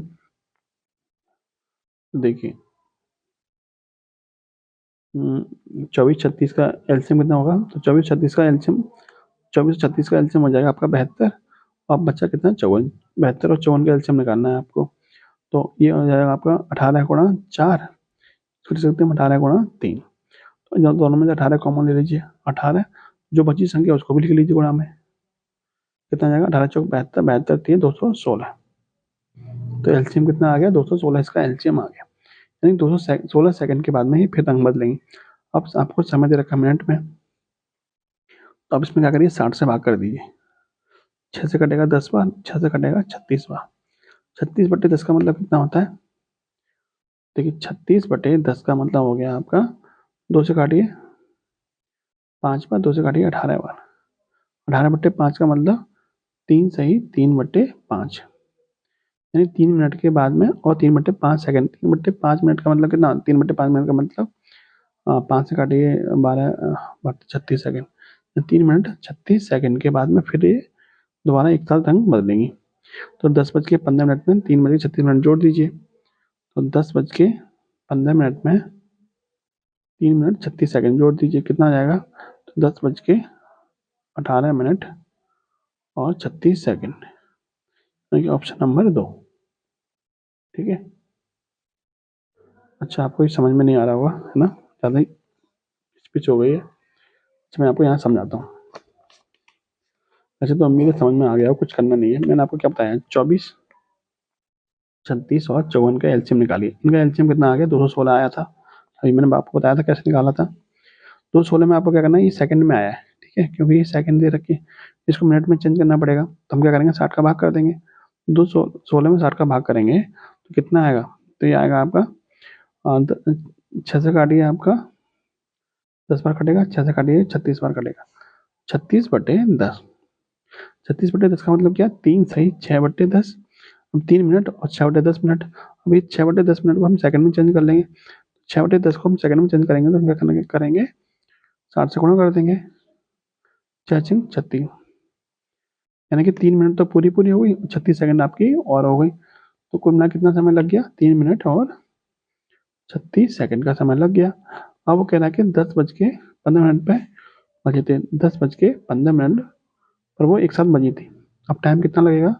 3 मिनट और लग जाएंगे, 3 मिनट 36 सेकंड और लग जाएंगे। कितना हो जाएगा? 10:18 और 36 सेकंड में फिर से एक साथ बजेंगी। Option number 2। नेक्स्ट देखिए, एटीएम का अर्थ क्या है? एटीएम का अर्थ क्या है? एटीएम की फुल फॉर्म क्या होती है? एटीएम की फुल फॉर्म होती है ऑटोमेटेड टेलर मशीन। देखिए बहुत सारे बच्चों में क्या कंफ्यूजन होता है, ऑटोमेटिक होता है या फिर ऑटोमेटेड होता है। तो ऑटोमेटिक नहीं होता है, ठीक है, ऑटोमेटेड होता है, ऑटोमेटेड टेलर मशीन, ठीक है। Option number 3। नेक्स्ट क्वेश्चन देखिए, इसका आपको दर्पण प्रतिबिंब बताना है। इसका दर्पण प्रतिबिंब क्या बनेगा? देखिए जो तीर इधर जा रहा है वो तीर किधर जाना चाहिए? इधर जाना चाहिए, ठीक है। कहाँ जाना चाहिए? इधर। जो कि आपका इसमें इधर जा रहा है तो ये तो नहीं होगा। जो ये त्रिभुज इधर जा रहा है वो दर्पण प्रतिबिंब में इधर जाना चाहिए, क्योंकि आपका कहाँ जा रहा है? आपका इसमें जा रहा है, ठीक है। बाकी तो ये तो बिल्कुल ही उल्टा हो गया, ये तो है ही नहीं है। ऑप्शन नंबर 3 आपका एकदम सही दर्पण प्रतिबिंब बन रहा है। नेक्स्ट देखिए, एक्स प्लस 1/x बराबर 2 cos अल्फा, तो x square plus 1/x square की वैल्यू क्या होगी? तो देखिए आपको दे रखा है एक्स प्लस 1/x बराबर 2 cos अल्फा, ठीक है। अब क्या करिए? दोनों तरफ का वर्ग कर दीजिए, दोनों तरफ वर्ग कर देंगे तो ये हो जाएगा एक्स प्लस 1 का होल स्क्वायर। इसको खोलेंगे तो x square plus 1/x square plus के 2, इधर हो जाएगा आपका 4 cos स्क्वायर अल्फा, ठीक है। अभी 2 इधर जाएगा, कितना हो जाएगा? X square plus 1/x square बराबर 4 cos स्क्वायर अल्फा माइनस के 2, ठीक है। इसमें से हम 2 कॉमन ले लेंगे तो कितना जाएगा? 2 और 2 cos स्क्वायर अल्फा माइनस के 1, ठीक है। क्लियर? अब देखिए, अब आपका ये 2 cos स्क्वायर अल्फा माइनस के 1, 2 को तो 2 रहने दीजिए। अब 2 cos स्क्वायर अल्फा जो है माइनस के 1 की जगह हम क्या ले सकते हैं? माइनस के 1 आपको पता है कि एक की जगह हम क्या ले सकते हैं? एक की जगह हम लिख सकते हैं sine square theta plus cos square theta, यानी कि माइनस के साइन स्क्वायर अल्फा माइनस के कॉस स्क्वायर अल्फा, ठीक है। आपको पता है ना एक बराबर क्या होता है? एक बराबर होता है sine square alpha plus cos square alpha की वैल्यू कितनी? एक होती है। इस एक की जगह हमने ये रख दिया, चूंकि चिन्ह बाहर माइनस का है तो अंदर के चिन्ह सारे चेंज हो जाएंगे। अब देखिए ये भी कॉस स्क्वायर अल्फा है, ये भी कॉस स्क्वायर अल्फा है, 2 cos स्क्वायर अल्फा में से cos स्क्वायर अल्फा घटाएंगे कितना बचेगा? ये बचेगा आपका 1 cos स्क्वायर अल्फा बचेगा, ठीक है। क्लियर? तो 2 cos स्क्वायर अल्फा में से हमने 1 cos स्क्वायर अल्फा घटा दिया तो cos स्क्वायर अल्फा बच गया। cos स्क्वायर अल्फा माइनस के sin स्क्वायर अल्फा बराबर किसका होता है? cos 2 अल्फा का होता है। तो 2 इंटू cos 2 अल्फा, यानी कि 2 cos अल्फा, 2 cos 2 अल्फा, ये आपका आंसर आना चाहिए। ऑप्शन है कहीं ऐसा? नहीं है, ऑप्शन आपका ऐसा नहीं है, लेकिन आपको ये वाला ऑप्शन मिल रहा है। देखिए ये वाला ऑप्शन आपको यहाँ दिखाई दे रहा है, यहाँ पे, इसको सॉल्व करने की जरूरत नहीं है। फिर इसका मतलब जब 2 का गुणा हम इसमें करेंगे कितना आएगा? हमें 2 cos स्क्वायर अल्फा माइनस के 2 sin स्क्वायर अल्फा, ये मिल गया आपको, है ना? ये आपको दे रखा है यहाँ पे। ऑप्शन नंबर 3 आपका फिर सही मैच कर रहा है, ठीक है। जैसा आपका ऑप्शन में दे रखा हो फिर आपको वैसा ही करना होता है। चलिए नेक्स्ट देखिए, निम्नलिखित में से सबसे प्रबल अम्ल कौन सा है? एसिटिक, मोनोक्लोरिक, डाइक्लोरिक एसिटिक या फिर ट्राइक्लोरो? सबसे प्रबल कौन सा? ट्राइक्लोरो वाला, ऑप्शन नंबर 3, ठीक है। इनमें सबसे प्रबल कौन सा है? ये वाला। लेकिन सबसे प्रबल कौन सा है? तो है आपका सल्फ्यूरिक अम्ल, जिसको तेजाब बोलते हैं, ठीक है। ऑप्शन नंबर, इसका तो ऑप्शन नंबर डी है वो जो आपका सही है। चलिए नेक्स्ट देखिए,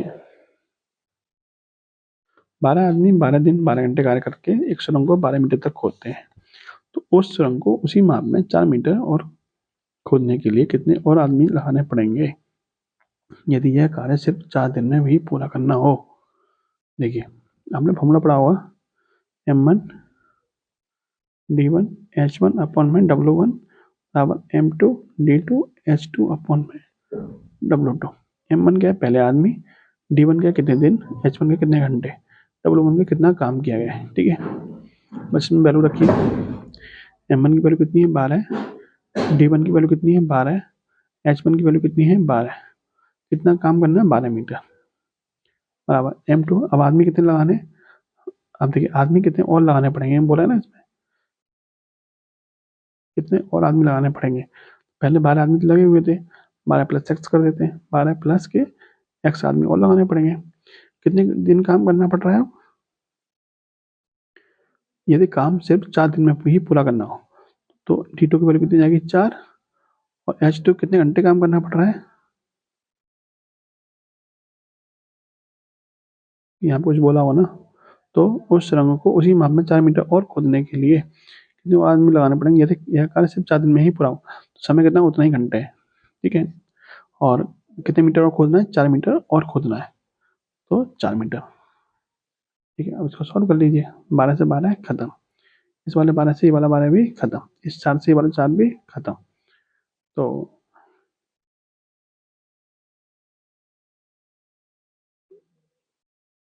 अच्छा, यहाँ पे एक 12 गलत लगा दिया है, कितने आदमी और लगाने पड़ेंगे। तो देखिए यहाँ पे एक्स की वैल्यू, यहाँ पे खाली 12 बचेगा और इधर बचेगा आपका एक्स, एक्स का कितना आ गया, 12। यहाँ उसको 12 आदमी अभी और लगाने पड़ेंगे, यहाँ पे हमने 12 गलत जोड़ दिया था, तो एक्स की वैल्यू कितनी आ गई, 12। Option number 3। निम्नलिखित में से किसका संबंध वनवर्धन यानी सिल्वीकल्चर से, सिल्वीकल्चर दे रखा है। ठीक है, सिल्वीकल्चर का संबंध किससे होता है, वनवर्धन से। वनवर्धन का मतलब क्या है, वनवर्धन का मतलब होता है जंगली फसलों के उत्पादन से। ठीक है, यानी कि वनों के उत्पादन से या फिर जंगली फसलों के उत्पादन से। एक होता है सिल्वीकल्चर, एक होता है सेरिकल्चर। सेरिकल्चर का संबंध किससे होता है, रेशम कीट पालन से, रेशम कीट के पालन से होता है सेरिकल्चर। सिल्वीकल्चर किसका होता है, वन के उत्पादन से यानी जंगली फसलों के उत्पादन से। ठीक है, ये आपको थोड़ा ध्यान रखना है। Option number D. चलिए नेक्स्ट देखिए, नीचे दी गई आकृति में कितने वृत्त हैं, वृत्त आपसे पूछा है। देखिए वृत्त इसमें कितने हैं, गिन लेते हैं इसको। देखिए एक तो ये हो गया, 2 3, ठीक है, इसके बाद 4 5 6 7 8 9, कितने हैं, 9 है। एक बार दोबारा गिने, 1 2 3 4 5 6 7 8 9, 9 ही है ना, ऑप्शन नंबर 2।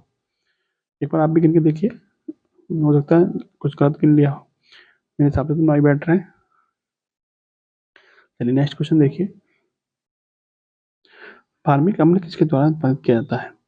देखिए जो चींटी होती है, लाल चींटी, बिच्छू होता है, और जो आपने वो देखा होगा पीले रंग की बरैया होती है ना, पीले रंग का बर जो होता है उसका जो डंक होता है वो, जो मधुमक्खी होती है, मधुमक्खी, मधुमक्खी का जो डंक होता है वो, इन सब में क्या मिलता है, इन सब में मिलता है आपका फार्मिक अम्ल। कौन सा मिलता है, फार्मिक अम्ल मिलता है। ठीक है, फार्मिक अम्ल यानी लाल चींटी के डंक में, बिच्छू के डंक में, मधुमक्खी डंक में कौन मिलता है, तो फार्मिक अम्ल ही मिलता है। Option number 3। शतरंज का खेल शुरू हुआ था, शतरंज का खेल सबसे पहले कहाँ हुआ था, भारत में शुरू हुआ था। ऑप्शन नंबर 1, भारत में सबसे पहले शतरंज का खेल शुरू हुआ था, फिर धीरे धीरे कहाँ पहुंच गया, यूरोप में पहुंच गया। बात करें शतरंज की, तो शतरंज देखिए, शतरंज के अपने भारत में एक प्रसिद्ध वो है खिलाड़ी, उनका नाम क्या है, उनका नाम है आपका माइंड मास्टर, इनकी पुस्तक का नाम है माइंड मास्टर, और इनका नाम क्या है, विश्वनाथ आनंद। इनकी पुस्तक का नाम क्या है, माइंड मास्टर। ये कौन है, शतरंज के इनको जादूगर बोला जाता है। और ये विश्वनाथ आनंद, इनकी पुस्तक का नाम क्या है, माइंड मास्टर। ये लगभग 5 बार विश्व शतरंज से प्रतियोगिता क्या है, जीत चुके हैं। तो इनका नाम ध्यान रखिएगा, माइंड मास्टर। इनकी पुस्तक का नाम भी बहुत इंपॉर्टेंट है, माइंड मास्टर। ठीक है, चलिए। अच्छा, शतरंज से जुड़ा हुआ एक अभी करंट का क्वेश्चन है कि अनीस अनीस नाम का एक छोटा सा बच्चा है, 3 साल का, 3 साढ़े 3 साल का। तो वो क्या है, वो सबसे कम उम्र का कौन बना है, तो शतरंज का मास्टर बना है। इसको क्या बोलते हैं, ग्रैंड मास्टर बोलते हैं ना। तो वो बना है, कहाँ का है, पश्चिम बंगाल का। इसका पूरा नाम मुझे याद नहीं आ रहा, अनीस नाम है शुरू में। और ये क्या उम्र, कौन बना है, सबसे कम उम्र का ग्रैंड मास्टर। ठीक है, चलिए नेक्स्ट देखिए। निम्नलिखित में से नृत्य का शास्त्रीय रूप कौन सा, यानी कौन सा जन्म शास्त्रीय नृत्य है। मणिपुरी, मणिपुरी आपका शास्त्रीय नृत्य है, कहाँ का है, मणिपुर का है। ठीक है, बाकी इनमें से और तो कोई है नहीं, ये आपका लोक नृत्य है, लोक नृत्य, शास्त्रीय नृत्य नहीं है। कुल मिलाकर शास्त्रीय नृत्य है कितने, तो कुल मिलाकर शास्त्रीय नृत्य आपके 8 है। कितने हैं, 8। लिखना चाहोगे तो आप लिख लीजिए कौन कौन से हैं। देखिए, एक है आपका कथक, कहाँ का है, उत्तर भारत, खासकर यूपी का, यूपी एमपी वगैरह का। एक है आपका कथकली,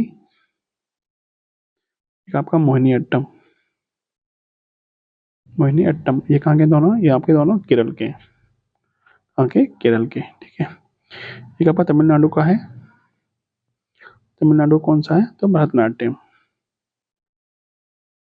और एक आपका आंध्र प्रदेश का है, कौन सा है, कुचिपुड़ी। उसके बाद एक आपका मणिपुरी हो गया, एक आपका उड़ीसा का ओडिसी, उड़ीसा का ओडिसी।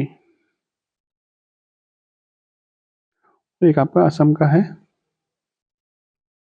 असम का कौन सा है, सत्रिया। कितने हुए, 8 हुए। 1 2 3 4 5 6 7 और एक 8। कितने शास्त्रीय नृत्य हैं, 8 शास्त्रीय नृत्य है। ठीक है, नेक्स्ट देखिए। भारत के किस नगर को भारत की सिलिकॉन वैली कहा जाता है। भारत की सिलिकॉन वैली किसको बोलते हैं, मैंने कई बार बताया हुआ है आपकी इन्हीं प्रैक्टिस सेटों में, बेंगलुरु को बोला जाता है।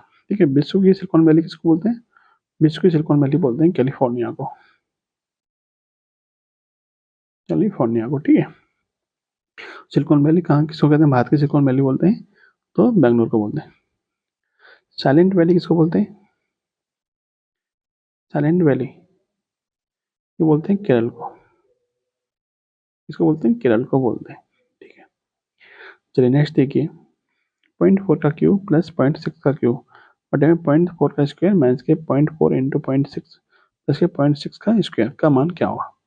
ठीक है, आपने फॉर्मूला पढ़ा हुआ है, ए क्यूब प्लस बी क्यूब बराबर होता है ए प्लस बी ब्रैकेट में ए स्क्वायर प्लस ए स्क्वायर माइनस के ए बी प्लस के बी स्क्वायर।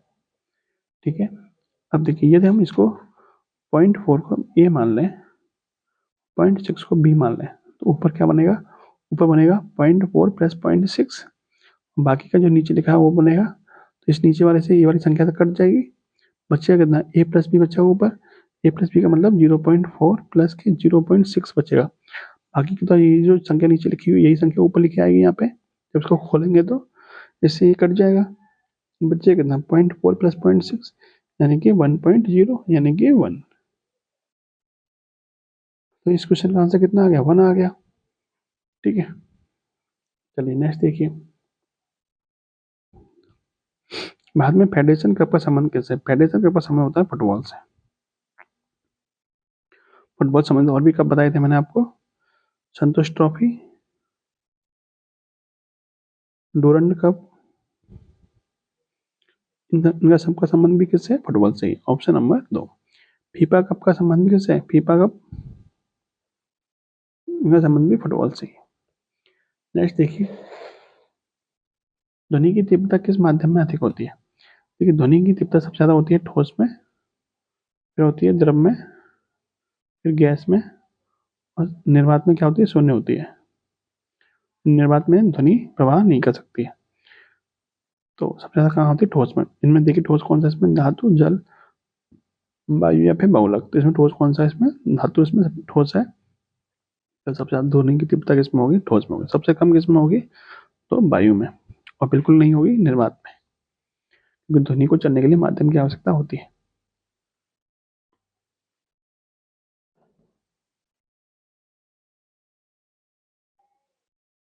देखिए क्वेश्चन है, आयु वर्ग दे रखा है, प्रतिशत जनसंख्या दे रखी है। ठीक है, ये 15 वर्ष तक, 16 से 25 इस तरह से दे रखा है। क्वेश्चन देखिए,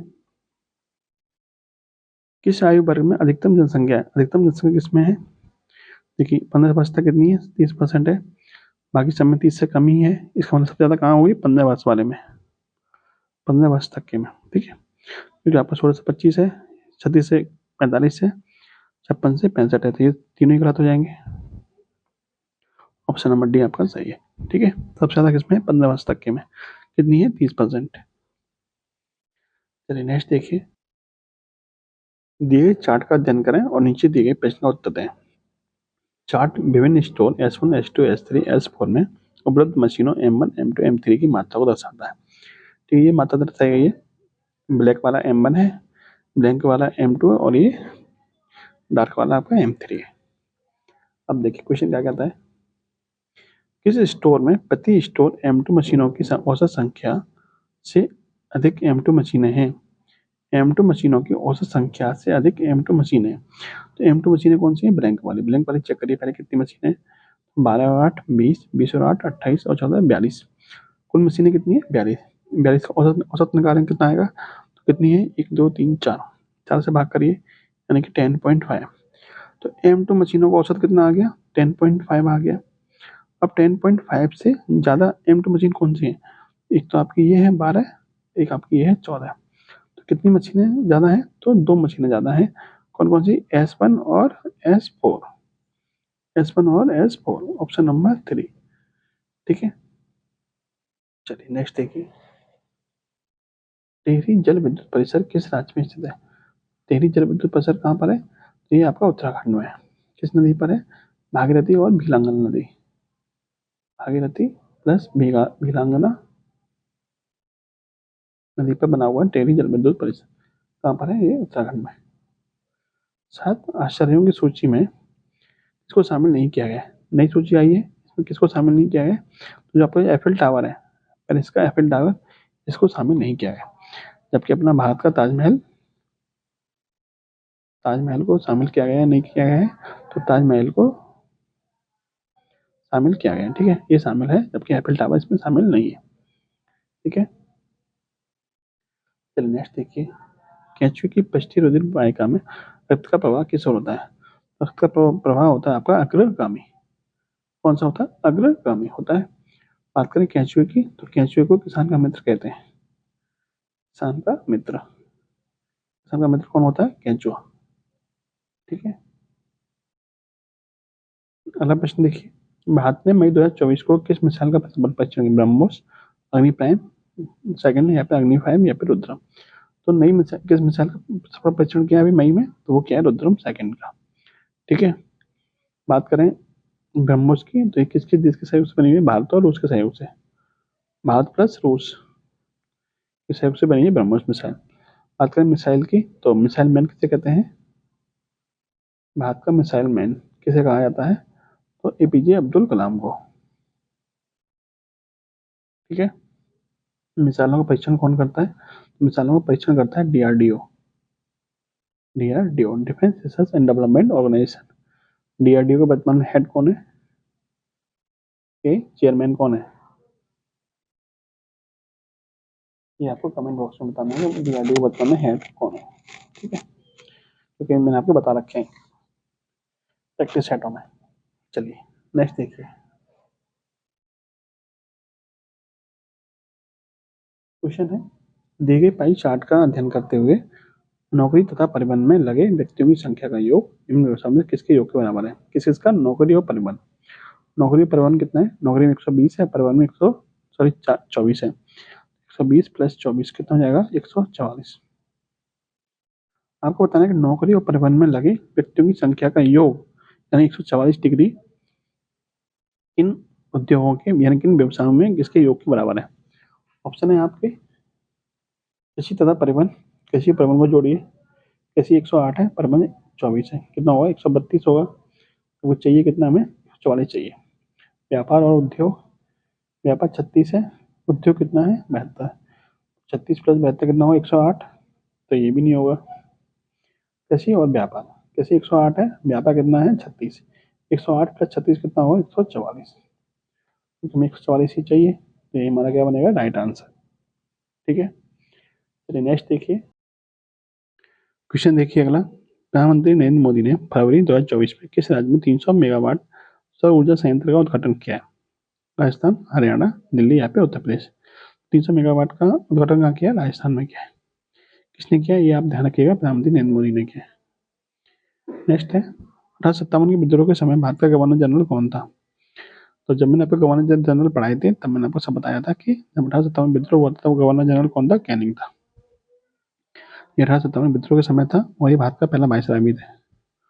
प्रथम वायसराय कौन है? वो भी कैनिंग ही है। लॉर्ड डफरिन के समय क्या हुआ था? इंडियन नेशनल कांग्रेस यानी भारतीय राष्ट्रीय कांग्रेस की स्थापना हुई थी डफरिन के समय। रिपन को क्या बोलते हैं? स्थानीय स्वशासन का जनक। स्थानीय स्वशासन का जनक किसको बोलते हैं? रिपन को। डलहौजी क्या है? हड़प नीति किसने लागू की थी? तो वो डलहौजी के समय ही लागू की थी। ठीक है, चलिए नेक्स्ट देखिए, नई अखिल भारतीय सेवाओं के सृजन के लिए किसका अनुमोदन आवश्यक है? देखिए अखिल भारतीय सेवाओं की बताइए, अखिल भारतीय सेवाएं कितने प्रकार की होती है? 3 प्रकार की होती है। कौन कौन सी? आईपीएस, आईएएस और आईएफएस। ये जो आईएफएस है ये इंडियन फॉरेन सर्विस नहीं है, ये इंडियन फॉरेस्ट सर्विस है। ठीक है, फॉरेन सर्विस आपका अखिल भारतीय सेवाओं में नहीं आता है, ये फॉरेस्ट सर्विस। आईएफएस मतलब इंडियन फॉरेस्ट सर्विस। ठीक है, IAS Indian administrative service, IPS मतलब इंडियन पुलिस सर्विस। 3 प्रकार की अखिल भारतीय सेवा है। यदि कोई नई अखिल भारतीय सेवा बनानी हो तो किसका अनुमोदन आवश्यक है? तो वो राज्यसभा के 2/3 सदस्यों का बहुमत चाहिए उसके लिए। ठीक है, तो इसके मामले नई अखिल भारतीय सेवाओं के मामले में सदन में राज्यसभा का क्या है? विशेष अधिकार है। ठीक है, और नई अखिल भारतीय सेवाओं को उल्लेख किसमें? अनुच्छेद 312 में। ठीक है, 312 के अंतर्गत राज्यसभा में मतलब अनुच्छेद 312 के अंतर्गत नई अखिल भारतीय सेवाओं का उल्लेख है। और बात करें राज्यसभा की, तो राज्यसभा को उच्च सदन भी कहते हैं, उच्च सदन भी कहते हैं, इसको स्थायी सदन भी कहते हैं, स्थायी सदन भी कहते हैं, क्योंकि राज्यसभा का कभी विघटन नहीं होता है। और राज्यसभा का पदेन अध्यक्ष कौन होता है? तो उपराष्ट्रपति। ठीक है, उपराष्ट्रपति राज्यसभा का पदेन अध्यक्ष होता है। नेक्स्ट क्वेश्चन देखिए, 2 वर्ष पूर्व परिवार की औसत आयु 18 वर्ष थी, इनमें से 8 सदस्य थे। देखिए 2 वर्ष पूर्व परिवार की औसत आयु कितनी थी? 18 वर्ष, जिसमें सदस्य कितने थे? 8 थे। सदस्य 8 थे और औसत कितना था? 18 वर्ष था, तो योग कितना हो जाएगा? 18 8 144। 2 वर्ष पूर्व 8 सदस्यों की आयु का योग कितना हो गया? 18 गुणा 8 यानी कि 144 हो गया। ये कब की बात है? 2 वर्ष पूर्व की। यदि हम वर्तमान में देखें तो वर्तमान में इनकी आयु का योग कितना हो जाएगा? तो हर एक में 2-2 साल जोड़ेगी, 8 लोगों में सब में 2-2 साल जोड़ेंगी तो 16 साल और जुड़ जाएगा। 144 प्लस 16 कितना हो गया? 160 हो गया। कितना हो गया? यानी वर्तमान में सभी की आयु का योग कितना होगा? 160 होगा। 2 साल पहले कितना था? 144 था। अब कह रहा है कि एक बच्चे के जन्म के बाद परिवार की वर्तमान औसत आयु क्या है? अभी भी समान है। यानी एक बच्चे का जन्म हो गया लेकिन औसत आयु क्या है? अभी भी समान है, यानी जितनी पहले थी उतनी ही अभी है। अब सदस्य कितने हो गए? 9 हो गए। औसत आयु कितनी है? अब भी 18 है। कुल योग कितना हो गया? 9 गुणा 18 162। लेकिन हमारे हिसाब से योग कितना है? 160 है। तो इसका मतलब 2 वर्ष किसकी वजह से बढ़ गए? बच्चे की वजह से। तो बच्चे की वर्तमान उम्र कितनी है? 2 वर्ष। ठीक है, इसमें 160 घटा दीजिए, कितना आ गया? 2 वर्ष। 2 वर्ष किसकी वजह से बड़े होंगे? तो बच्चे की वजह से, जो बच्चा का जन्म हुआ है। तो बच्चे की उम्र कितनी हो गई? 2 वर्ष। ठीक है, नेक्स्ट देखिए, कथन और निष्कर्ष। कथन कह रहा है ऊर्जा के नवीकरणीय स्रोत का उपयोग दुनिया में ऊर्जा के संकट को समाप्त करेगा। नवीकरणीय ऊर्जा का उपयोग दुनिया में ऊर्जा के संकट को समाप्त करेगा। ऑप्शन है आपके, आधुनिक प्रौद्योगिकी धीरे धीरे ऊर्जा के गैर नवीकरणीय स्रोत की जगह ले रही है। पर्यावरण का अत्यधिक शोषण ऊर्जा के गैर नवीकरणीय स्रोतों की कमी निर्मित करने के लिए जिम्मेदार है। देखिए इन दोनों में से कोई एक होगा, इन दोनों में से कोई एक होगा। कैसे? आधुनिक प्रौद्योगिकी धीरे धीरे ऊर्जा के गैर नवीकरणीय स्रोतों की जगह ले रही है। इसमें बोला गैर नवीकरणीय स्रोतों की कमी निर्मित करने के लिए जिम्मेदार है कौन? पर्यावरण का अत्यधिक शोषण। तो या तो एक होगा या तो 2 होगा, जो आपका ऑप्शन नंबर 3 दे रखा है। देखिए ये वाला, या तो एक या फिर दो। आंसर इन दोनों में से कोई एक सही है। ठीक है, नेक्स्ट देखिए, अव्यवस्थित अक्षरों को इस पर व्यवस्थित करें जिससे एक साधारण अंग्रेजी शब्द बन जाए, फिर ऐसा विकल्प चुनें जो अन्य विकल्पों से भिन्न है। तो देखिए ये क्या बन गया, ये बनेगा आपका टाइगर। ये क्या बन जाएगा आपका डॉग। ये क्या बन जाएगा आपका चाइल्ड। ये क्या बन जाएगा आपका कैट। इसमें भिन्न कौन सा हो गया, ये सब जानवर है, ये क्या है, ये बच्चा है, बच्चा यानी से भिन्न हो जाएगा। इसको देखिए अगले क्वेश्चन को, cos 20 बराबर m है, cos 70 बराबर n है, तो m square plus n square किसके बराबर होगा। देखिए m की वैल्यू दे रखी है आपको cos 20, n की वैल्यू दे रखी है cos 70। ठीक है, जैसे मैं इसका वर्ग कर दूं, m बराबर cos 20 का वर्ग कर दूं, कितना आएगा, m स्क्वायर बराबर आ जाएगा cos स्क्वायर 20, और n स्क्वायर बराबर यहाँ से कितना मिल जाएगा cos स्क्वायर 70। ठीक है, अब दोनों को जोड़ दीजिए, तो m square plus n square बराबर हो जाएगा cos स्क्वायर 20 प्लस के cos स्क्वायर 70। अब देखिए cos स्क्वायर 20 को लिख सकते हो cos 90 माइनस के 70 लिख सकते हो, और ये आपका क्या है cos स्क्वायर 70 है, तो cos 90 माइनस थीटा क्या होता है sin थीटा, तो ये हो जाएगा आपका sin स्क्वायर 70 प्लस के cos स्क्वायर 70। आपको मैंने आपको फॉर्मूला बताया था कि sin square theta plus cos square theta क्या होता है, एक के बराबर होता है। लेकिन जब थीटा सेम होता है तो sin square plus cos square क्या होता है, एक के बराबर होता है। इसकी पूरे की वैल्यू कितनी आ गई, एक आ गई, यानी कि m square plus n square कितना हो जाएगा, एक हो जाएगा। ऑप्शन नंबर एक। नेक्स्ट क्वेश्चन देखिए, एक कार 60 किलोमीटर प्रति घंटे की गति से चलते हुए एक निश्चित दूरी को 1 घंटे में तय करती है। 60 किलोमीटर प्रति घंटे की चाल से चलते हुए एक निश्चित दूरी को 1 घंटे में तय करती है। 40 की स्पीड से चलेगी तो कितना समय लगेगा। ठीक है, 60 की स्पीड चल रही है, 60 किलोमीटर मतलब 1 घंटा में कितना चलती है, 60 किलोमीटर चलती है, 1 घंटे में कितना चलती है 60 किलोमीटर। तो दूरी कितनी होगी, 60 किलोमीटर होगी। अब इस दूरी को किसकी स्पीड से तय करना है, तो 40 की स्पीड से तय करना है।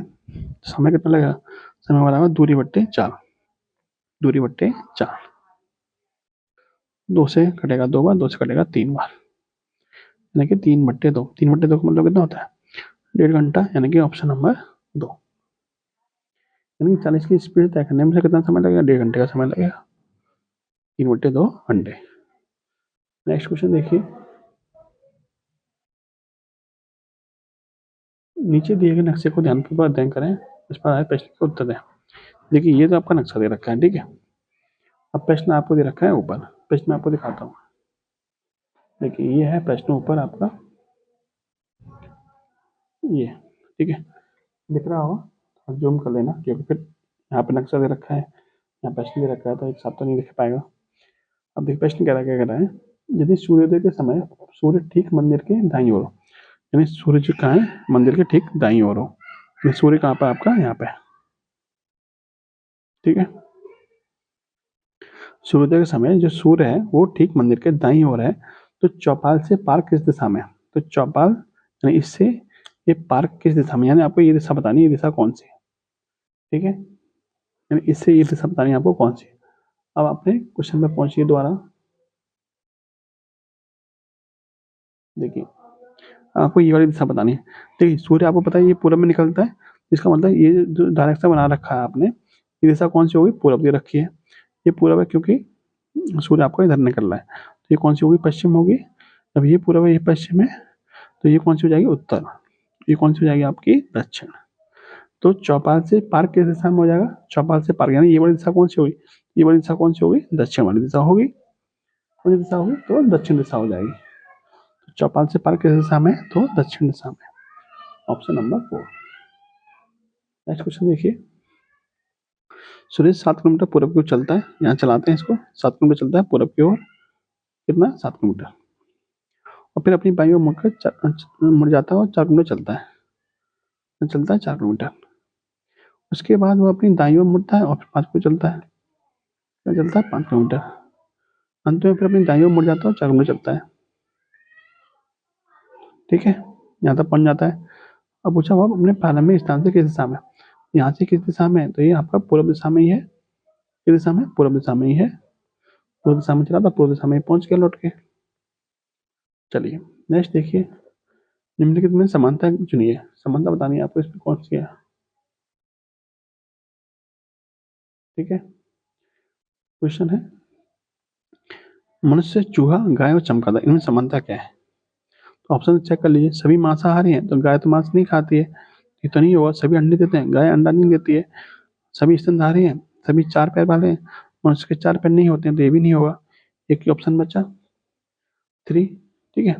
नेक्स्ट क्वेश्चन देखिए, लास्ट को मैं थोड़ा जूम कर देता हूँ। देखिए क्वेश्चन देखिए क्या कर रहा है। इन्हें एक व्यापार की शुरुआत में 21,000 रुपए की पूंजी निवेश की, तो कुछ समय के बाद में 36,000 रुपए के साथ बी ने निवेश कर दिया। वर्ष के अंत में देखो समान लाभ हुआ, तो बी ने कितने महीने के बाद व्यापार में शामिल हुआ। समान लाभ होने का मतलब क्या है, दोनों ने समान अनुपात में राशि लगाई। तो ए अनुपात बी क्या है, ए अनुपात बी चेक करिए कितना आएगा। ए ने कितना लगाया, ए ने लगाया 21,000 रुपए। कितने महीने के लिए, पूरे 12 महीने के लगाए। बी ने कितने लगाए, तो बी ने लगाए 36,000 रुपए। कितने महीने के लगाए वो हमें पता नहीं, हम मान लेते हैं x महीने के लिए। दोनों को सॉल्व करिए, 0 से 0 खत्म, 12 से कटेगा 3 बार, 3 से कटेगा 7 बार। तो यहाँ से आपको क्या मिल गया, यहाँ से आपको क्या मिल गया, यहाँ से आपको मिल गया x बराबर 7। यानी कि जब बी ने लगाए थे वो कितने महीने के लगाए थे, 7 महीने के लिए रुपए लगाए थे। पूछा गया कितने महीने के बाद व्यापार में शामिल हुआ था, इसका मतलब 7 महीने के तो उसने लगाए, कितने महीने के बाद शामिल हुआ था, तो 12 में से घटा दीजिए। 12 में से 7 यानी कि 5 महीने बाद शामिल हुआ था, ठीक है। 5 महीने के बाद शामिल हुआ था 7 महीने के लिए। तो इसका जो आंसर बनेगा कितना बनेगा, 5 बनेगा, ऑप्शन नंबर 4। तो ये था आपका प्रैक्टिस सेट नंबर 20। वीडियो आपको कैसी लगी कमेंट बॉक्स में जरूर बताइएगा। जय हिंद, जय भारत, और लाइक शेयर करना मत भूलिएगा। धन्यवाद।